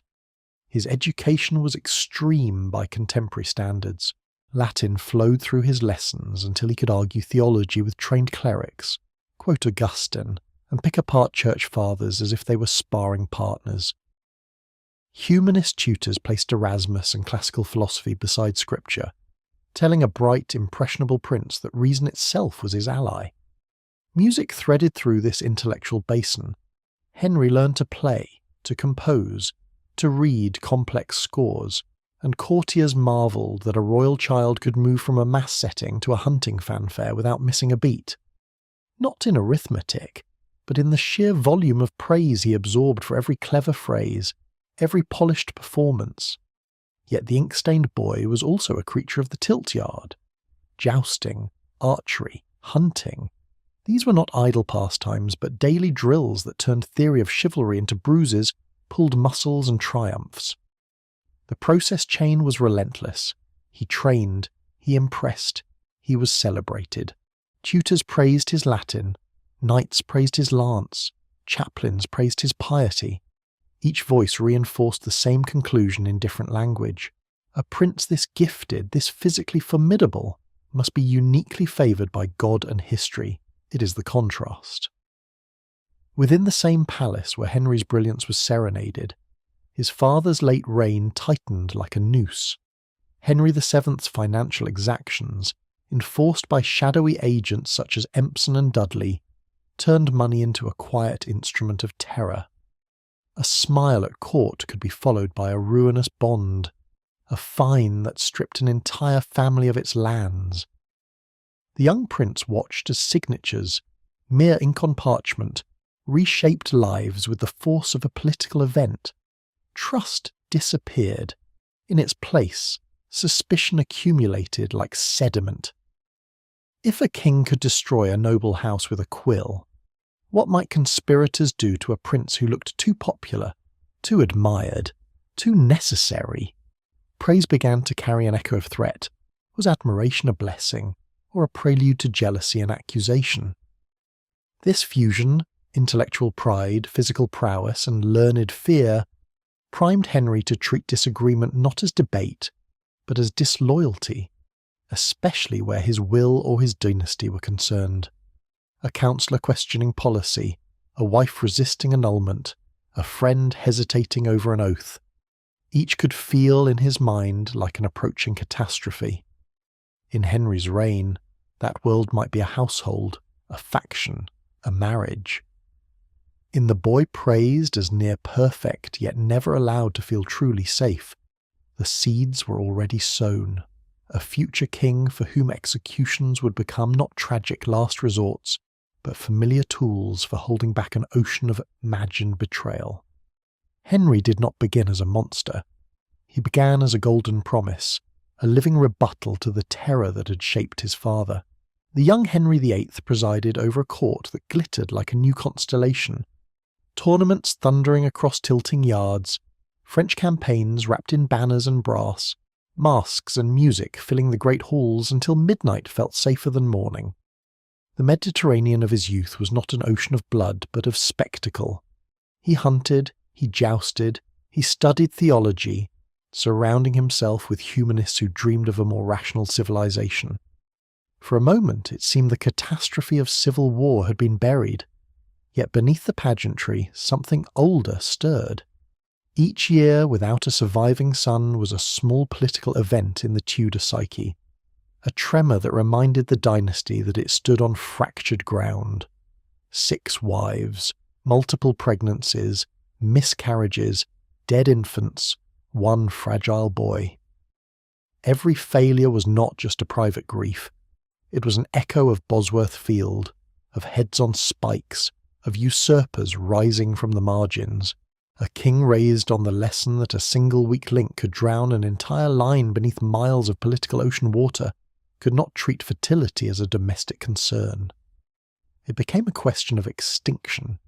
So when Catherine of Aragon did not give him the son he craved, the annulment was not merely the whim of a lustful prince, it was a dynastic panic response. The break with Rome, the creation of the Church of England, unfolded like a controlled demolition of the old order. Papal authority, canon law, centuries of spiritual habit were treated as obstacles in a corridor where time was running out. It is that an entire religious civilization was bent and broken around the fear of a single empty cradle. In that new world, mercy became a luxury Henry believed he could no longer afford. As a boy, he had watched his father neutralize claimants, buy off magnates, crush rebellions before they could gather momentum. Rivals disappeared, leaving behind a vast, silent basin where fear and obedience pooled together. Adult Henry repeated the mechanism with more visible violence. Thomas More, once a friend, went to the scaffold for refusing the royal supremacy. Anne Boleyn, who had helped topple a queen in a church, was erased when her womb yielded disappointment instead of security. Thomas Cromwell, the engineer of Henry's new order, was cut down the moment his usefulness threatened to become independence. Each fall was framed as justice, but the pattern is clear. Remove the potential threat before it hardens into catastrophe. Was any disagreement still political, or had every hesitation become treason in his mind? As injuries accumulated, the body that had once dominated the list began to fail him. A shattered leg from a jousting accident turned septic and never fully healed. Weight gathered, mobility shrank. Pain became a constant grinding tide. Aging did what aging does. It narrowed horizons, amplified slights, and turned every delayed obedience into an omen. Repeated marital disappointments, rumours of infidelity, and the ever-present spectre of foreign invasion fed a worldview in which betrayal seemed to lurk behind every smile. In this psychological climate, preemptive brutality felt not extreme but rational. If a friend could become a martyr, if a wife could become a liability, if a minister could become a rival, then the axe was not cruelty. It was insurance. How many heads had to fall before the future finally felt safe? Imagine, then, the older Henry in his private chamber at Whitehall, the once athletic frame now swollen, ulcerated leg, bandaged and stinking, robes cut wider each year to contain a body that had become its own prison. Servants polish a sheet of metal to a mirror-bright sheen, hold it up, and the king stares into it. The golden prince is gone. In his place stands a man ringed by invisible ghosts. More's calm gaze, Anne's last bewildered prayer, Cromwell's shocked realization. The reflection is not just flesh, it is the accumulated weight of every order he has given, every signature that turned ink into blood. An entire world is drowned behind those eyes, the laughing youth, the hopeful husband, the learned theologian. What remains is a ruler who has learned to see monsters everywhere except in the glass before him. Yet even this is not the end of the story, because somewhere, in another cold nursery, a different child king is absorbing a different catastrophe, preparing to inherit a throne where Henry's shadow is only the first dark shape on the horizon. The shadow that falls across this new nursery is not just Henry's, it is the entire architecture of Tudor terror, distilled and waiting for a single fragile heir.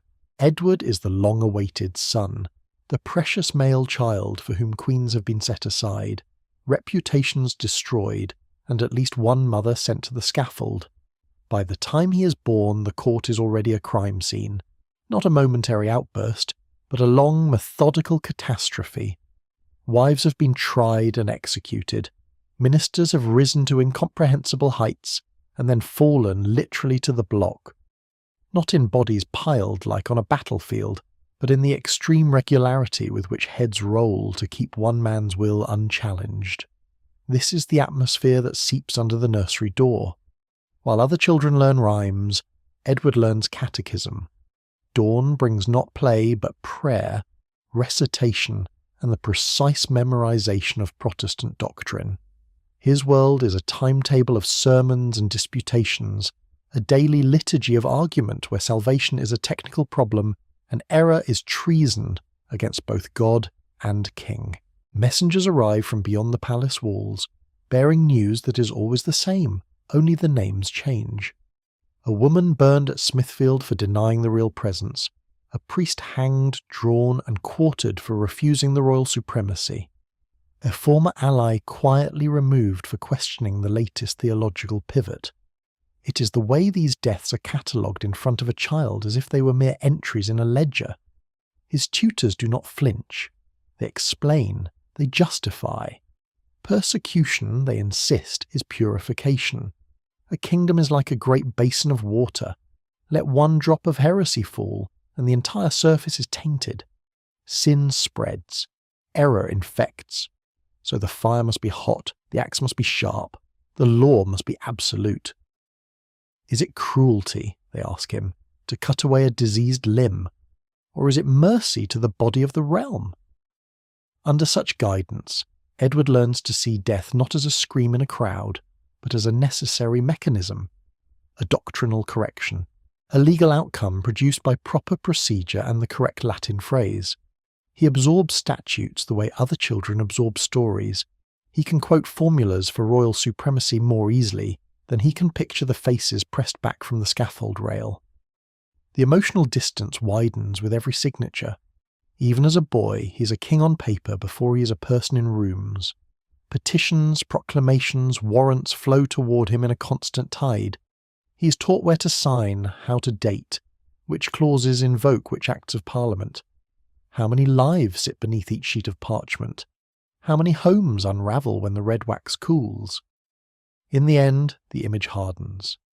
A pale boy in rich robes, hand steady over the page, forming each letter of his name with careful, almost loving precision. His attention lingers on the Latin, on the clean geometry of the sentence, not on the single human being whose fate is sealed beneath it. Outside, a world waits for the stroke of his pen. Inside, a child concentrates on getting the grammar right, as if the true catastrophe could only ever occur on the page. His pen lifts from the page. Outside, a human life tilts toward the scaffold. Inside, a boy king reviews clauses about vestments and altars as if checking an exercise. The distance between ink and blood is vast. For Edward VI, that distance never really closed. From the moment he could read, his tutors poured doctrine into him with the same relentless discipline used to drill Latin verbs. Orthodox and heretic, godly and superstitious, scripture and idolatry. When royal proclamations ordered images torn down, walls whitewashed and shrines smashed, this was not a remote catastrophe to him. It was a necessary cleansing. Churches across England changed in a single generation. Candles vanished from side altars, roods were hacked apart, saints' days thinned, processions fell silent. For villagers whose entire year had been braided around these rituals, the loss was almost incomprehensible. Yet in council notes, and in Edward's own journal, the tone remains chillingly calm. It is the composure with which a child endorsed the erasure. His education had prepared him for exactly this. Humanist scholars and zealous reformers framed his reign through a single Old Testament lens. Josiah, the boy king who tore down high places and burned idols to restore true worship. Edward copied passages about Josiah, absorbed sermons comparing the ancient kingdom to his own, and learned that mercy toward idolatry was not kindness but disobedience. This same doctrinal geometry shaped the succession. Edward knew the law. He also knew that his half-sister Mary meant the return of the Mass. Faced with a conflict between bloodline and belief, his mind did what it had been trained to do: solve. The device for the succession that disinherited Mary and Elizabeth in favour of Lady Jane Grey reads like an exercise in applied theology, not a family decision. Who was a lawful heir? Who preserved the true religion? Who threatened it? Each name became a variable in a cold equation. Was Mary his sister, or a future engine of idolatry? Was Jane a cousin, or a vessel for doctrinal purity? In Edward's world, the second description always mattered more. Raised amid regents who spoke of the realm and the church as if they were geological formations, not communities of flesh and fear, he learned to think in abstractions. Treason was not a desperate act by a frightened noble. It was a category. Heresy was not a terrified villager clinging to a familiar saint. It was an offence against an unbending God. Then, suddenly, the body that carried all these categories failed. Tuberculosis hollowed him out before his reforms could fully set, leaving behind a kingdom polarised, brittle, and primed for violent correction. Edward's short reign had shown them how, and in the next reign one of those claims would be written not in a schoolboy hand but in a woman's steady script, with fire instead of ink.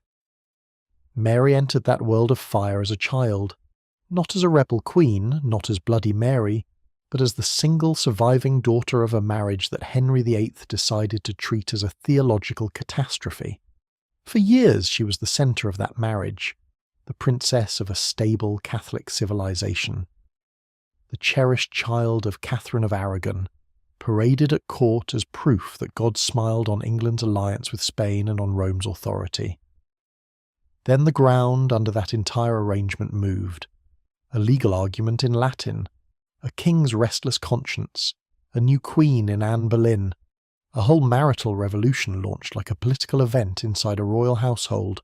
One day, Mary was heir to the throne, secure in rank, in ritual, in the vast, familiar rhythm of Catholic worship. Then, with a pen stroke and a council decree, she became illegitimate in the eyes of the law, demoted in the line of succession, ordered to attend the household of the baby half-sister who'd replaced her. The title, Princess Mary, was not reduced, not modified, gone. The separation from Catherine was more than political. It was an emotional amputation. Mother and daughter were forbidden to see each other, their letters intercepted, their pleas ignored by a father who now treated the Pope as an enemy, and his first wife as an obstacle.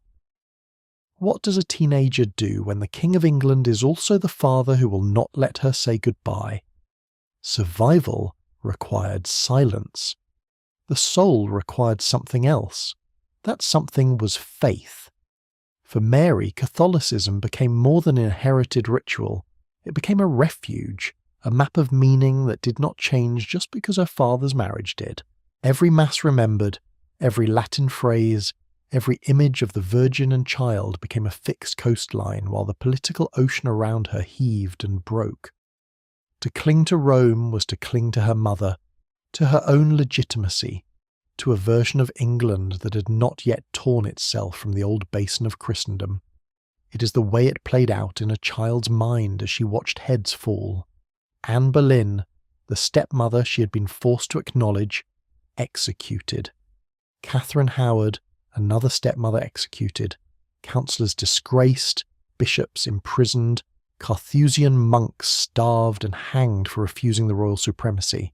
She learned the new rule early: outward compliance, inward resistance. Call her lady, not princess. Sign the oaths when cornered. Smile at the half-siblings whose mothers had displaced her own. But inside, the creed did not move. In her memory, it was symmetry. Picture her near the end of this childhood, a thin teenage girl in a shuttered chamber, the palace corridors hushed. She kneels before a small crucifix, the only bright point in the dim room. Fingers tight around a worn rosary, she whispers prayers under her breath, each word both comfort and quiet defiance. How many times did she ask that the order be restored? How many times did she promise, silently, that if power ever came back to her side, the flame would point the other way? Those whispered promises did not stay in the dark. In July 1553 they stepped into the blinding light. Henry's frail son, Edward VI, died at 15, and the realm convulsed. Councillors tried to divert the succession, to pour the crown into a safer, more Protestant basin. Lady Jane Grey, the teenage cousin, proclaimed queen for 9 bewildered days, not of deaths or armies, but of speed. In less than a fortnight, the entire political order flipped.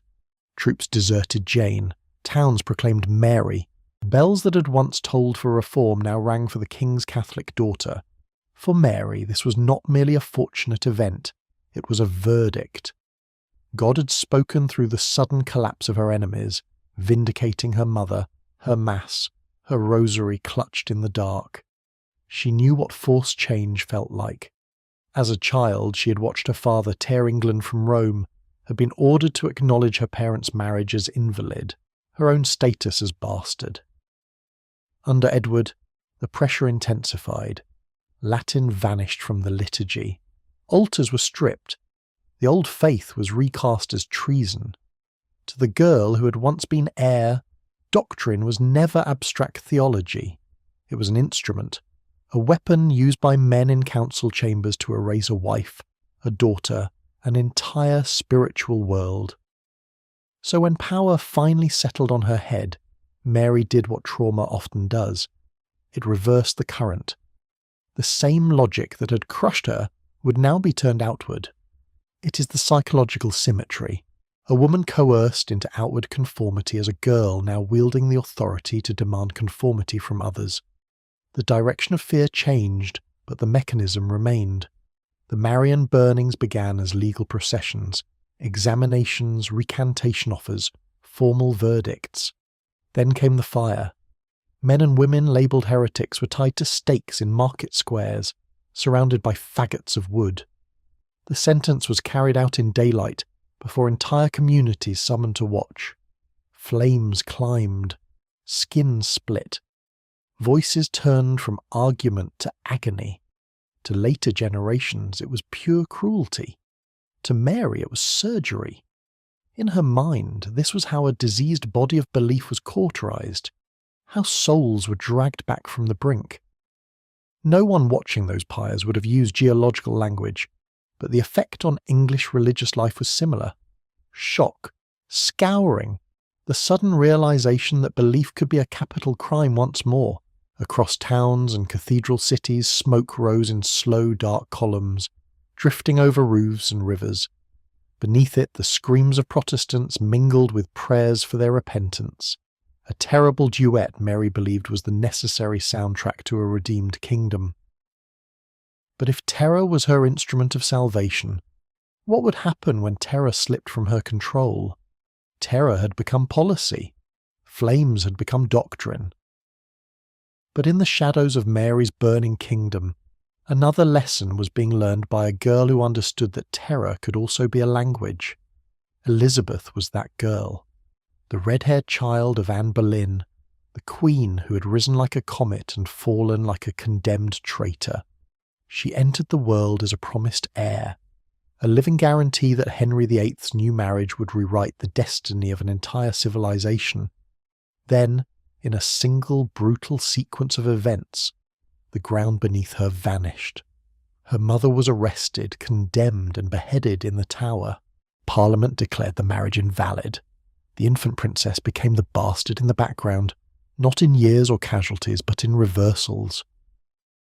In less than 3 years, Elizabeth moved from royal cradle to legal non-person, from silk-lined nurseries to a household funded at her father's convenience. Her status rose and fell like a volatile tide as Henry's affections shifted between queens, heirs, and factions. Servants watched her carefully, because every gesture toward her was a political act. To smile at the wrong moment was to choose a side. It is the intimacy of the catastrophe. Elizabeth grew up knowing that the man who kissed her forehead had ordered a sword to sever her mother's neck. The Tower was not a distant fortress. It was part of the family story. A misjudged word, an unwise alliance, a letter kept instead of burned, and the same machinery that had destroyed Anne Boleyn could turn on her. Royal blood was a shield, but it was also a target painted in luminous red. Into this extreme uncertainty poured an education as sharp as any blade. Elizabeth was trained in the new humanist style: Latin, Greek, rhetoric, theology, history. Tutors drilled her to read widely, translate quickly, argue both sides of a question. She learned to speak in layered sentences that meant one thing to allies and another to enemies. Intellect became armour, charm became a kind of weapon. In a court where the danger never receded, it only changed location. As a teenager in the household of Thomas Seymour, she navigated the advances of a powerful, reckless man whose ambitions brushed treason. When his schemes collapsed, her letters were seized, her servants interrogated, and her own name hovered at the edge of accusation. Under her half-sister Mary, that edge became a knife. Elizabeth was questioned for alleged complicity in Wyatt's rebellion, surrounded by officials who knew that a few incriminating words could justify her execution and stabilise the regime. Picture her there, a young woman in a cold chamber, the air thick with ink and suspicion, choosing each word as if it were a stepping stone across a flooded basin. Answer, pause, recalibrate. She denies without provoking, explains without accusing, yields without surrender. Already the verbal dance that would define her queenship is visible in miniature. That storm never really ends. It just changes shape. By the time Elizabeth becomes queen in 1558, the terrified girl in the interrogation chamber has learned to turn fear into policy and hesitation into a weapon.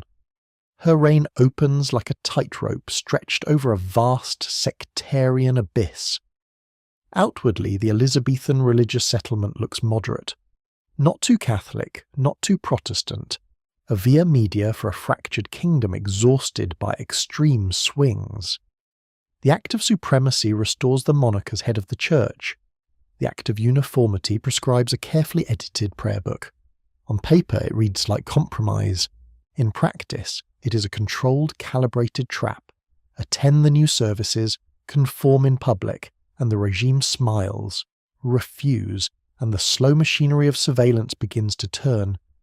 Her government builds a network that feels almost geological in its reach, seeping into parishes, ports, and great houses.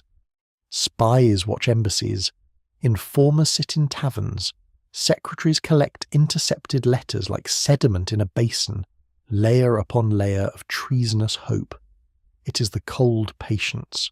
Names are noted, alliances mapped, prosecutions delayed until the pattern is complete, and the blow, when it comes, is decisive.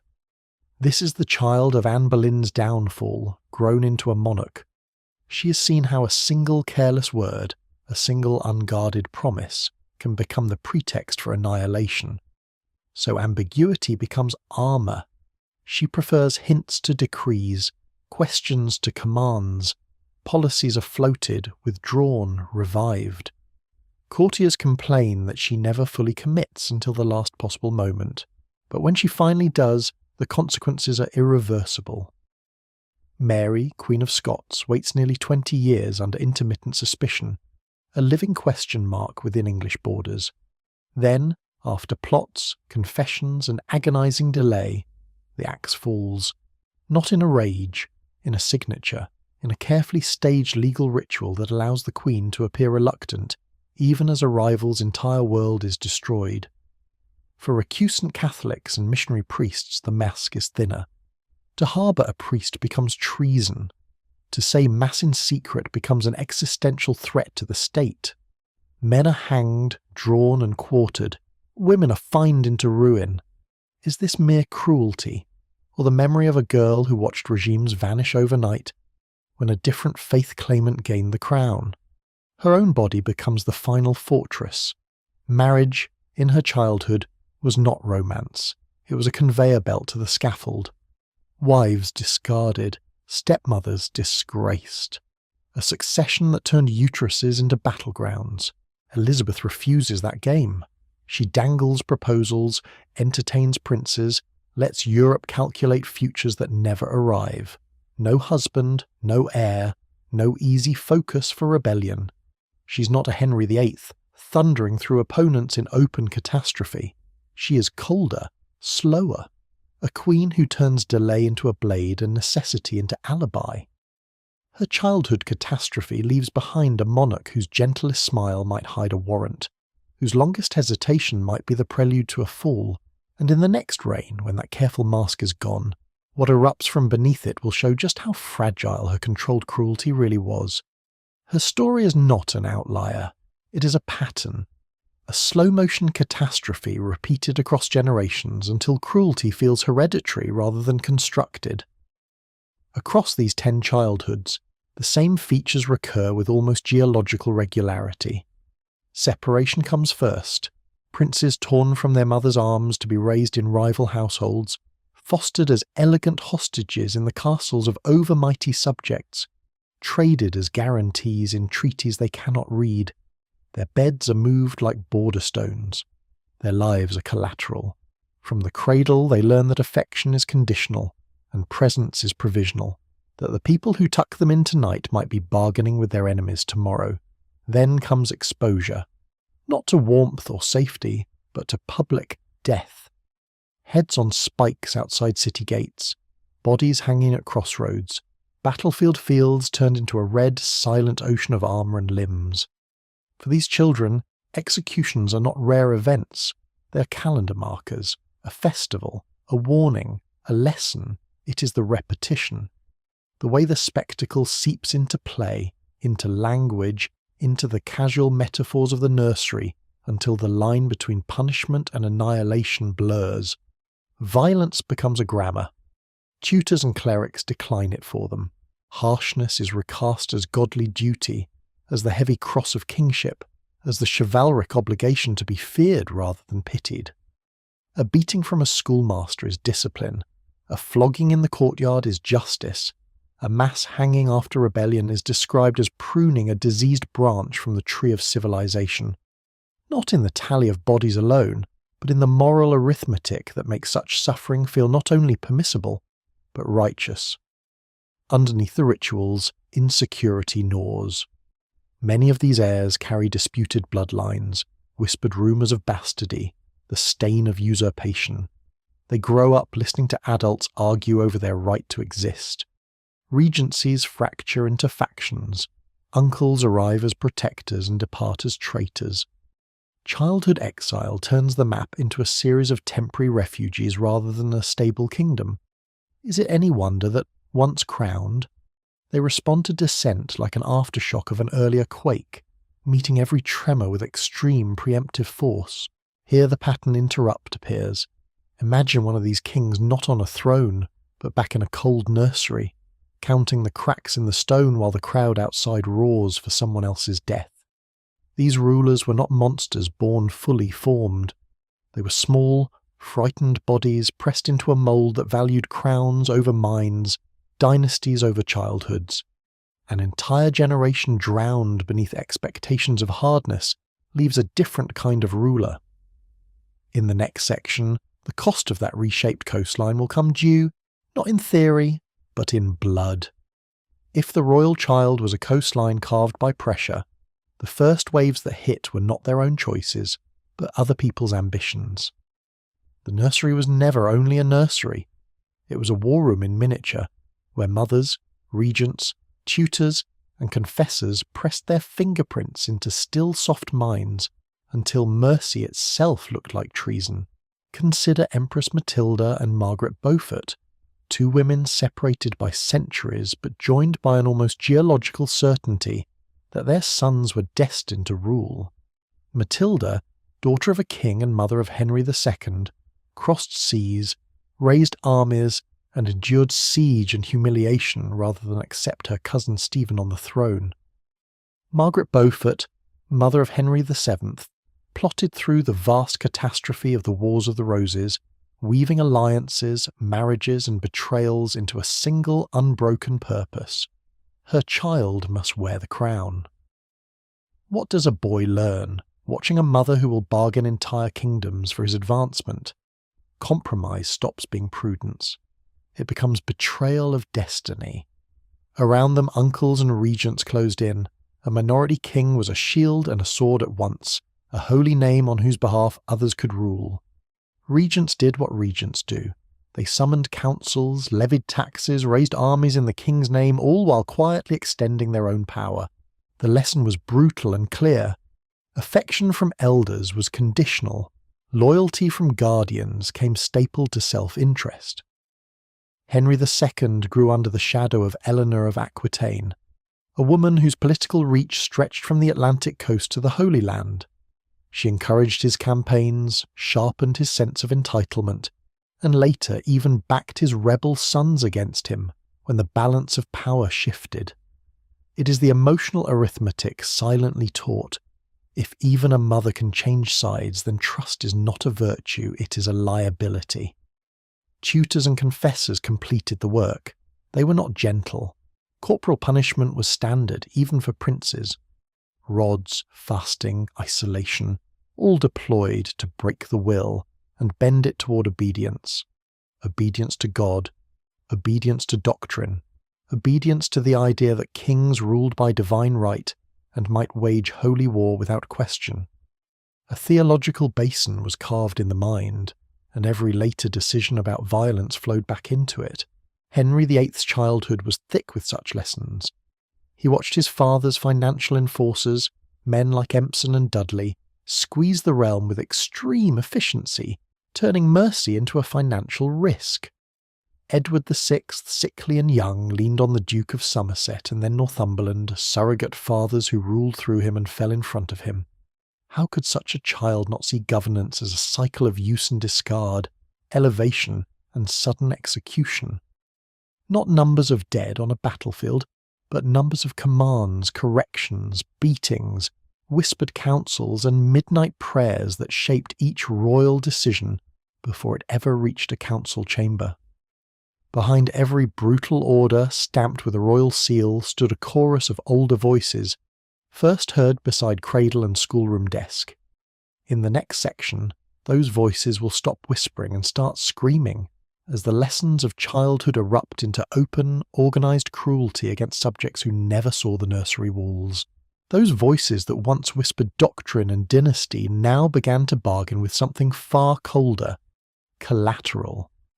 In this world, children did not only inherit crowns, they were pledged, exchanged, and quietly confined, their small bodies underwriting agreements between men who might never meet them again. In medieval and early modern politics, this was not an aberration. It was the norm. A treaty was signed, a rebellion quieted, an alliance sealed, and a clause slid in like a blade in velvet. Hostages. Royal sons and highborn daughters were sent to other courts or great households as guarantees of loyalty, their presence a living signature that could not be forged.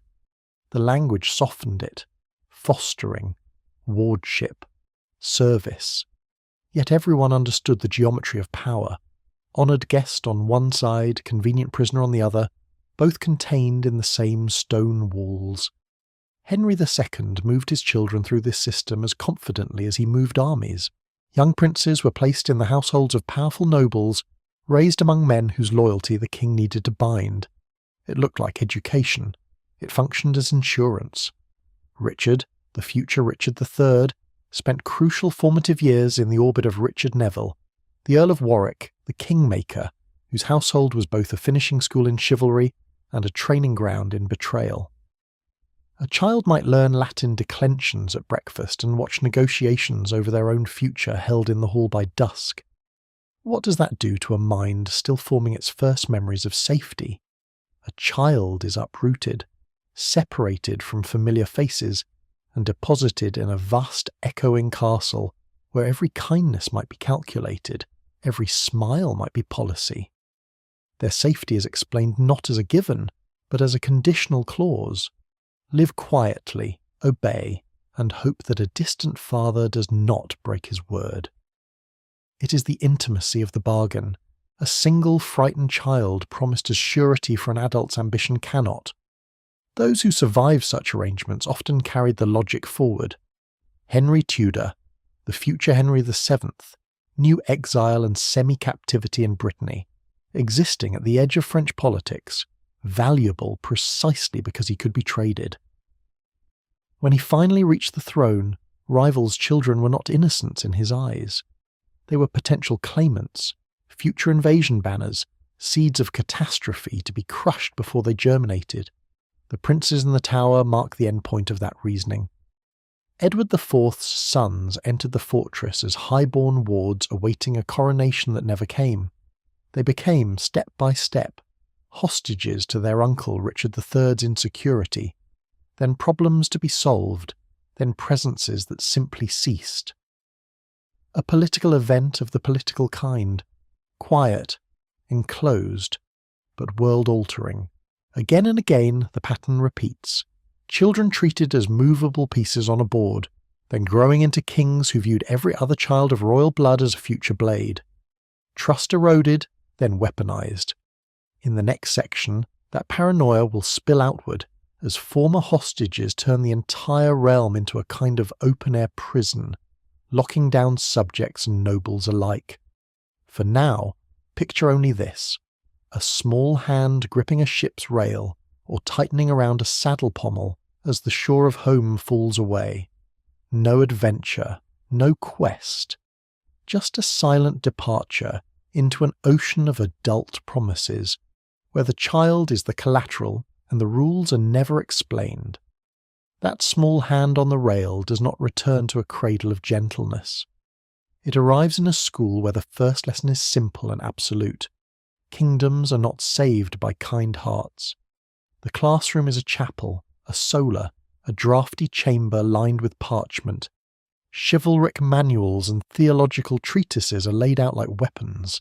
Texts on just war, on the king's sword as the earthly edge of divine justice, repeat a single message in different words. A ruler who spares the wicked betrays the innocent. Mercy in this literature is not tenderness. It is negligence on a vast, almost incomprehensible scale. Clerics read from Augustine and Aquinas, from mirrors for princes that braid scripture with battlefield pragmatism. The process is relentless. Sin is named, then ranked, then assigned its fitting punishment. War, if declared in defence of order and faith, is not a catastrophe, but a sacrament of steel. The young prince hears that to tolerate evil is to invite a kind of spiritual contagion, a political plague that can annihilate an entire civilization. Stories follow, David and Goliath, but with the emphasis on the severed head. Saul, condemned for incomplete obedience, for failing to annihilate. English kings are paraded as examples in the same way geological layers are read in a cliff face. Edward I hammering Wales and Scotland into submission. Henry II's iron justice after Becket. Each decisive, often violent act presented as the event that stabilised a teetering realm. Not in body counts carefully tallied, but in the implied calculation. thousands dead here to prevent tens of thousands dead there. What happens when a royal child hesitates? When a boy flinches at a flogging, or a girl princess turns away from a traitor's quartered limbs?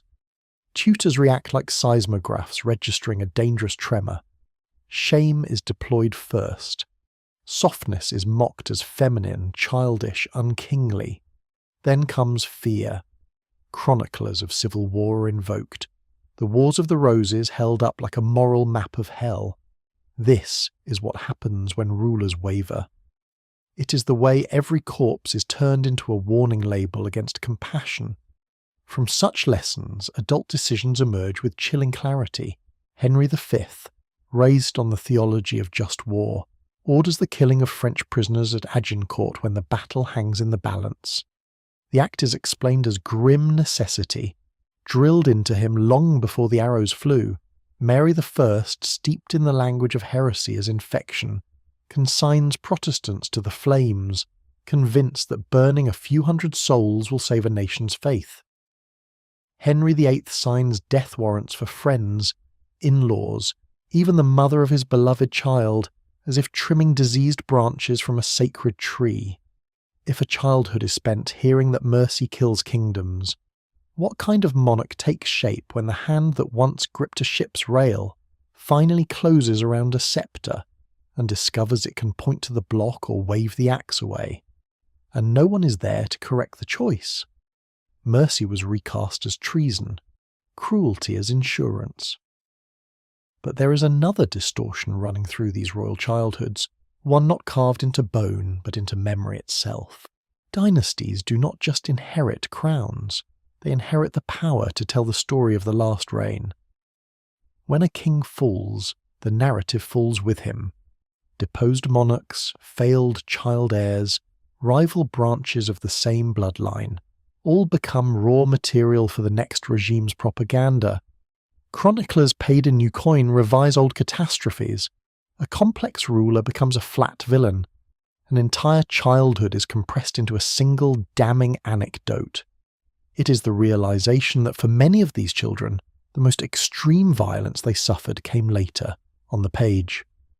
Richard III is the clearest example, a human fault line where history and myth collide.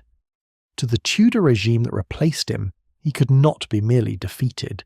He had to be monstrous. So the stories grow. The boy duke in the nursery becomes a creature marked from birth, twisted in body, twisted in soul. A crooked spine stands in for a crooked conscience. Plays will later show him clutching toy daggers, speaking in poison as if the catastrophe of his reign was visible in the cradle. Modern historians, sifting through the sediment of hostile accounts, see something different. A harsh man in a harsh age. A younger son forged in civil war, making brutal calculations in a political basin where mercy could mean annihilation. Not of dead on a battlefield, but of manuscript, sermons and chronicles that repeat the same Tudor script until it hardens into apparent fact. An entire reputation drowned beneath centuries of victorious propaganda. The same tidal forces of bias shape Henry VIII and Mary I. Protestant writers painted Mary as Bloody Mary, a queen whose childhood piety curdled into fanaticism, emphasizing the smoke of Protestant martyrs while softening the burnings and beheadings ordered by her father. Catholic voices, in turn, framed Henry as a gluttonous tyrant, and Mary as a tragic defender of the old faith, while Elizabeth's more calculated cruelties vanished behind a golden age. Which child becomes a saint, and which a monster, often depends on which church controls the printing press. Reconstructing their early years is like excavating a drowned civilization from the floor of a turbulent ocean. Fragments of letters, household accounts, a tutor's complaint about a prince's temper. All of it filtered through observers who feared, adored, or needed these children for their own survival. Modern psychology offers tempting labels: trauma, attachment disorder, narcissism. But these are tools from a different moral universe, applied to lives where public executions were as ordinary as rain. So myth exaggerates some horrors and conceals others, yet beneath the shifting stories, the structural realities remain, solid as stone. children traded as hostages, lessons driven in with whips, playtime conducted under the shadow of the scaffold. It was the climate. Violence was the climate. But climates erase more than they reveal. What disappears first is not the crown or the castle, but the childhood that should have existed underneath the armour. These princes and princesses grew up in palaces where affection was rationed like grain in a famine. A mother's embrace lasted only as long as it took to sign a treaty. A father's praise arrived with conditions attached. Win this battle, secure that oath, break this rival. Play was permitted, but only within a narrow weaponized arena where every companion might one day be a hostage, an enemy, or a corpse. What happens to a mind that never learns what safety feels like? It learns that everyone is expendable. The consequences did not end at the nursery door. Each warped upbringing radiated outward across an entire civilization. A prince taught that mercy as weakness grows into a king who treats war as a test of personal worth. Dynastic anxiety becomes a campaign season. Succession panic becomes a battlefield. Decades-long conflicts like the Anarchy or the Wars of the Roses killed not dozens, not hundreds, but tens of thousands on muddy fields from Lincoln to Towton, where contemporary accounts describe the dead lying in layers so thick that horses stumbled over human bodies instead of earth. Battlefields were only one layer of the catastrophe. Behind the front lines, villages burned as armies foraged, which meant stripping entire regions of grain, tools, and children. Monasteries were plundered to finance campaigns launched to avenge childhood humiliations. Religious persecutions, from Lollards hanged as heretics to Catholics and Protestants burned in alternating waves, were justified by lessons learned in royal schoolrooms where obedience was absolute and dissent was a sin.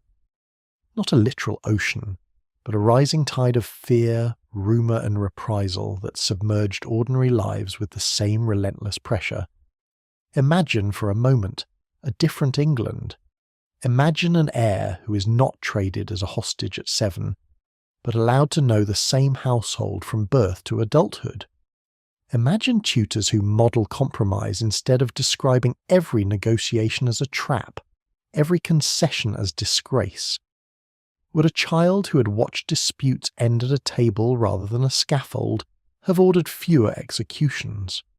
Would a king who had seen a stable frontier in childhood have gambled less eagerly with borders and with bodies? The map of modern England is not only a record of ideas and trade routes, it is a fossilised imprint of lost childhoods, of men and women groomed for rule by having their own earliest years quietly erased. The map of modern England is not only a record of ideas and trade routes, it is a fossilised imprint of lost childhoods, of rooms where princes learned that love was conditional on victory, of corridors where mercy was treated as a liability. Yet the pattern did not end with stone castles and oaken thrones. It changed costume. The royal nursery became the private school dormitory, the gated compound, the penthouse above a city that never really touches the ground. Medieval heirs were traded as hostages between rival houses.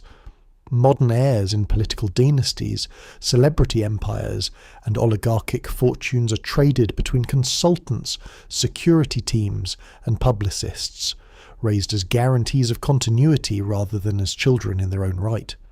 The mechanism shifted, but the logic remained. Isolation does what isolation does. It seals, it filters, it edits.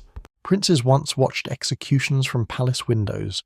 Their successors watched curated feeds, sanitized briefings, and focus-grouped crises, learning early that entire communities can be reduced to a column in a report or a demographic on a screen.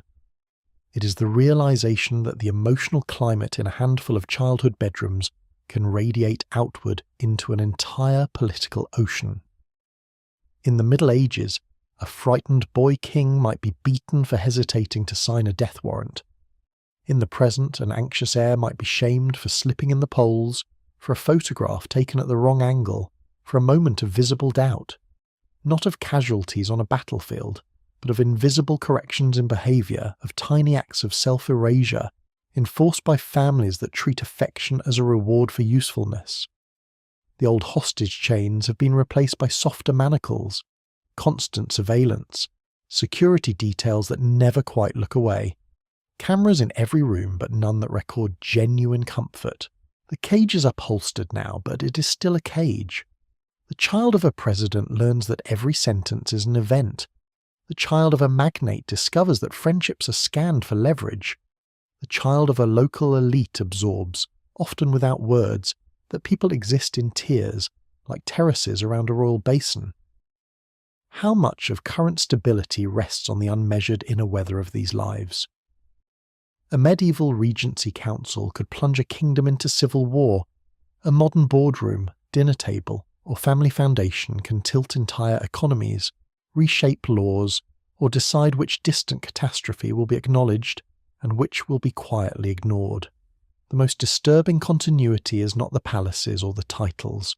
It is the thin line that still runs through childhood, through slammed doors, through exam results laid out like battle reports, through conversations in which compassion is praised in theory but punished in practice.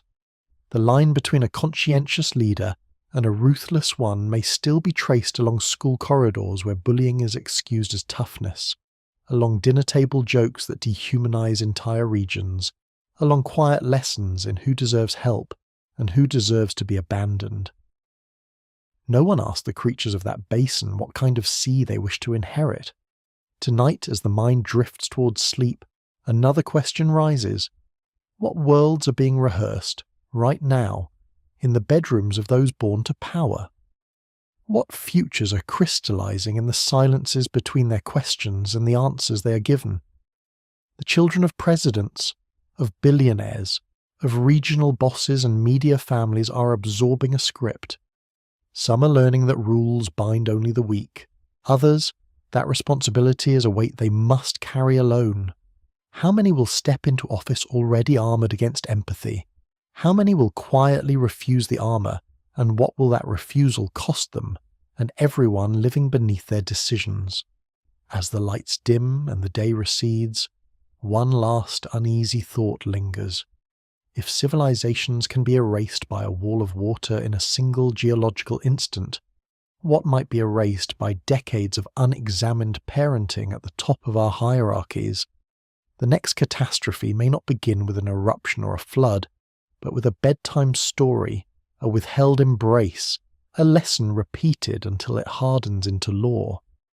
And somewhere, in a house no camera truly sees, a child is listening, deciding what kind of ruler the rest of the world will one day have to endure.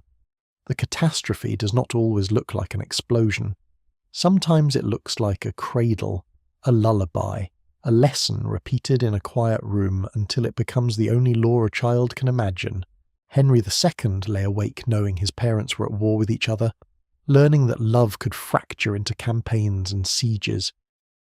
Edward I absorbed the same message in a harsher dialect, marching beside a father who treated Wales and Scotland as disobedient children to be broken, not of casualties, but of nights spent teaching that conquest was a kind of affection, that iron could be a form of order. Richard II's disaster was subtler, almost ceremonial. Crowned as a boy, surrounded by adults who bowed in public and whispered in private, he learned that performance was survival. When the applause stopped, brutality rushed in to fill the silence. Henry IV and his son Henry V grew up in that echo, heirs in a realm where usurpation was not a crime but a career path, where a father's crown could be both prize and warning. War was the background hum of their infancy, not a crisis but a climate. Henry VI, gentle and pious, became the negative of that world. His childhood taught him that holiness might protect him. It did not. Castles became cages when his mind fractured, when stronger wills used his softness as a corridor to power. Edward IV and Richard III, forged in the furnace of the Wars of the Roses, learned the opposite lesson. Trust no one. Strike first. Secure the tower before nightfall. A royal nursery became a holding pen for potential corpses. Henry VII entered that same conflict as a hunted child, a claimant who survived by hiding, bargaining, waiting.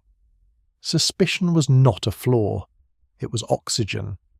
Henry VIII's world inverted that scarcity into excess, yet the emotional geometry remained the same. A boy who watched sisters and mothers discarded like failed treaties learned that bodies, even royal ones, were negotiable. It is the realization that a single disappointed father can function like a political event, reshaping an entire dynasty. Edward VI, frail and overeducated, was ruled by tutors who treated his conscience as a battlefield, drilling doctrine into a body that would not last. Mary I and Elizabeth I, half-sisters raised in rival households, discovered that a mother's fall could erase a child's status overnight. Their mothers were strategists, or were punished for trying to be, and each daughter carried that lesson into adult rule. Mercy is reversible, but execution is final. Across these lives, the motifs repeat with almost mechanical precision. Castles as cages, tutors as moral engineers, mothers as tacticians, war as the constant vibration under the floor. And yet, beneath that vast, impersonal machinery, there is always one small room, one child staring at the ceiling, listening to distant shouts in the courtyard, unsure whether they are cheers or screams. As the centuries recede and the stone corridors grow quiet, the images slow, soften, blur at the edges, inviting the mind to drift between torchlit halls and the dim private theatre of dreams, where crowns are weightless and no one is watching the door. The corridors fade, but the pattern lingers. In every palace, in every century, the story begins the same way. Not with a coronation, but with a heartbeat, a breath, a pair of watching eyes, small and unfocused at first, then slowly learning the shapes of faces, the weight of footsteps, the difference between a door that opens in anger and a door that opens in care. Every future king lay once in a cradle, wrapped in cloth rather than ermine, closer to silence than to ceremony. Not of armies or taxes, but of the tiny impressions pressed into a mind before language, before memory, when the world is only warmth or cold, safety or threat. A political event called childhood reshaped the inner landscape of each ruler, carving basins of fear, plateaus of defiance, fragile riverbeds where trust might have flowed and often did not. It is the realization that the same mechanisms repeat. A child is taken as a hostage, raised in another lord's hall, taught that affection can be revoked with a signature. Another is marched past a scaffold, told to watch as a traitor's head is lifted high, instructed that mercy is weakness and that civilization stands only when someone is willing to be more terrifying than the last catastrophe. The past cannot be unmade. Those stone corridors will always echo with the clatter of armour and the low, distant roar of crowds. The scaffold shadows will always fall across small faces trying to stay expressionless. But in this present, in this quieter room where the screen glows and the world outside has dimmed, there is a different choice. The pattern that trained children in hardness can be interrupted. The old conviction that only extreme discipline forges strength can be allowed to erode, grain by grain, until a gentler bedrock appears. Understanding the roots of brutality does not excuse it. It stretches it across time, reveals the systems that press down long before a single signature on a death warrant. It asks a slower question. When a child is taught that betrayal is inevitable, that love is conditional, that power is the only shield, what else can grow? Yet even in this inheritance, another possibility waits. When waking comes, the same eyes that drift now through torch-lit histories can look outward at modern power, offices instead of castles, courts instead of courts, martial, networks instead of messengers on horseback. Where are children still trained in hardness instead of wisdom? Where are the crowns now, visible or invisible, that reward cruelty more quickly than understanding? In the same way, unseen childhoods still shape the tides of public life. To notice this is a quiet act of resistance. To question it is another. To build, even in small ways, systems where the next generation learns that authority can stand without terror is to divert a very old river. Now the torches in the castles gutter and go out. The battlefield's empty, the banners fall, the shouting fades to wind moving through grass. Crowns rest on silent cushions in darkened rooms, their metals cooling, their jewels blind. Somewhere beyond these images, a child sleeps without listening for footsteps in the dark, unmeasured by future wars, untouched by scaffold shadows. Let that be the ending that endures, long after this night, long after this story has slipped into dreams.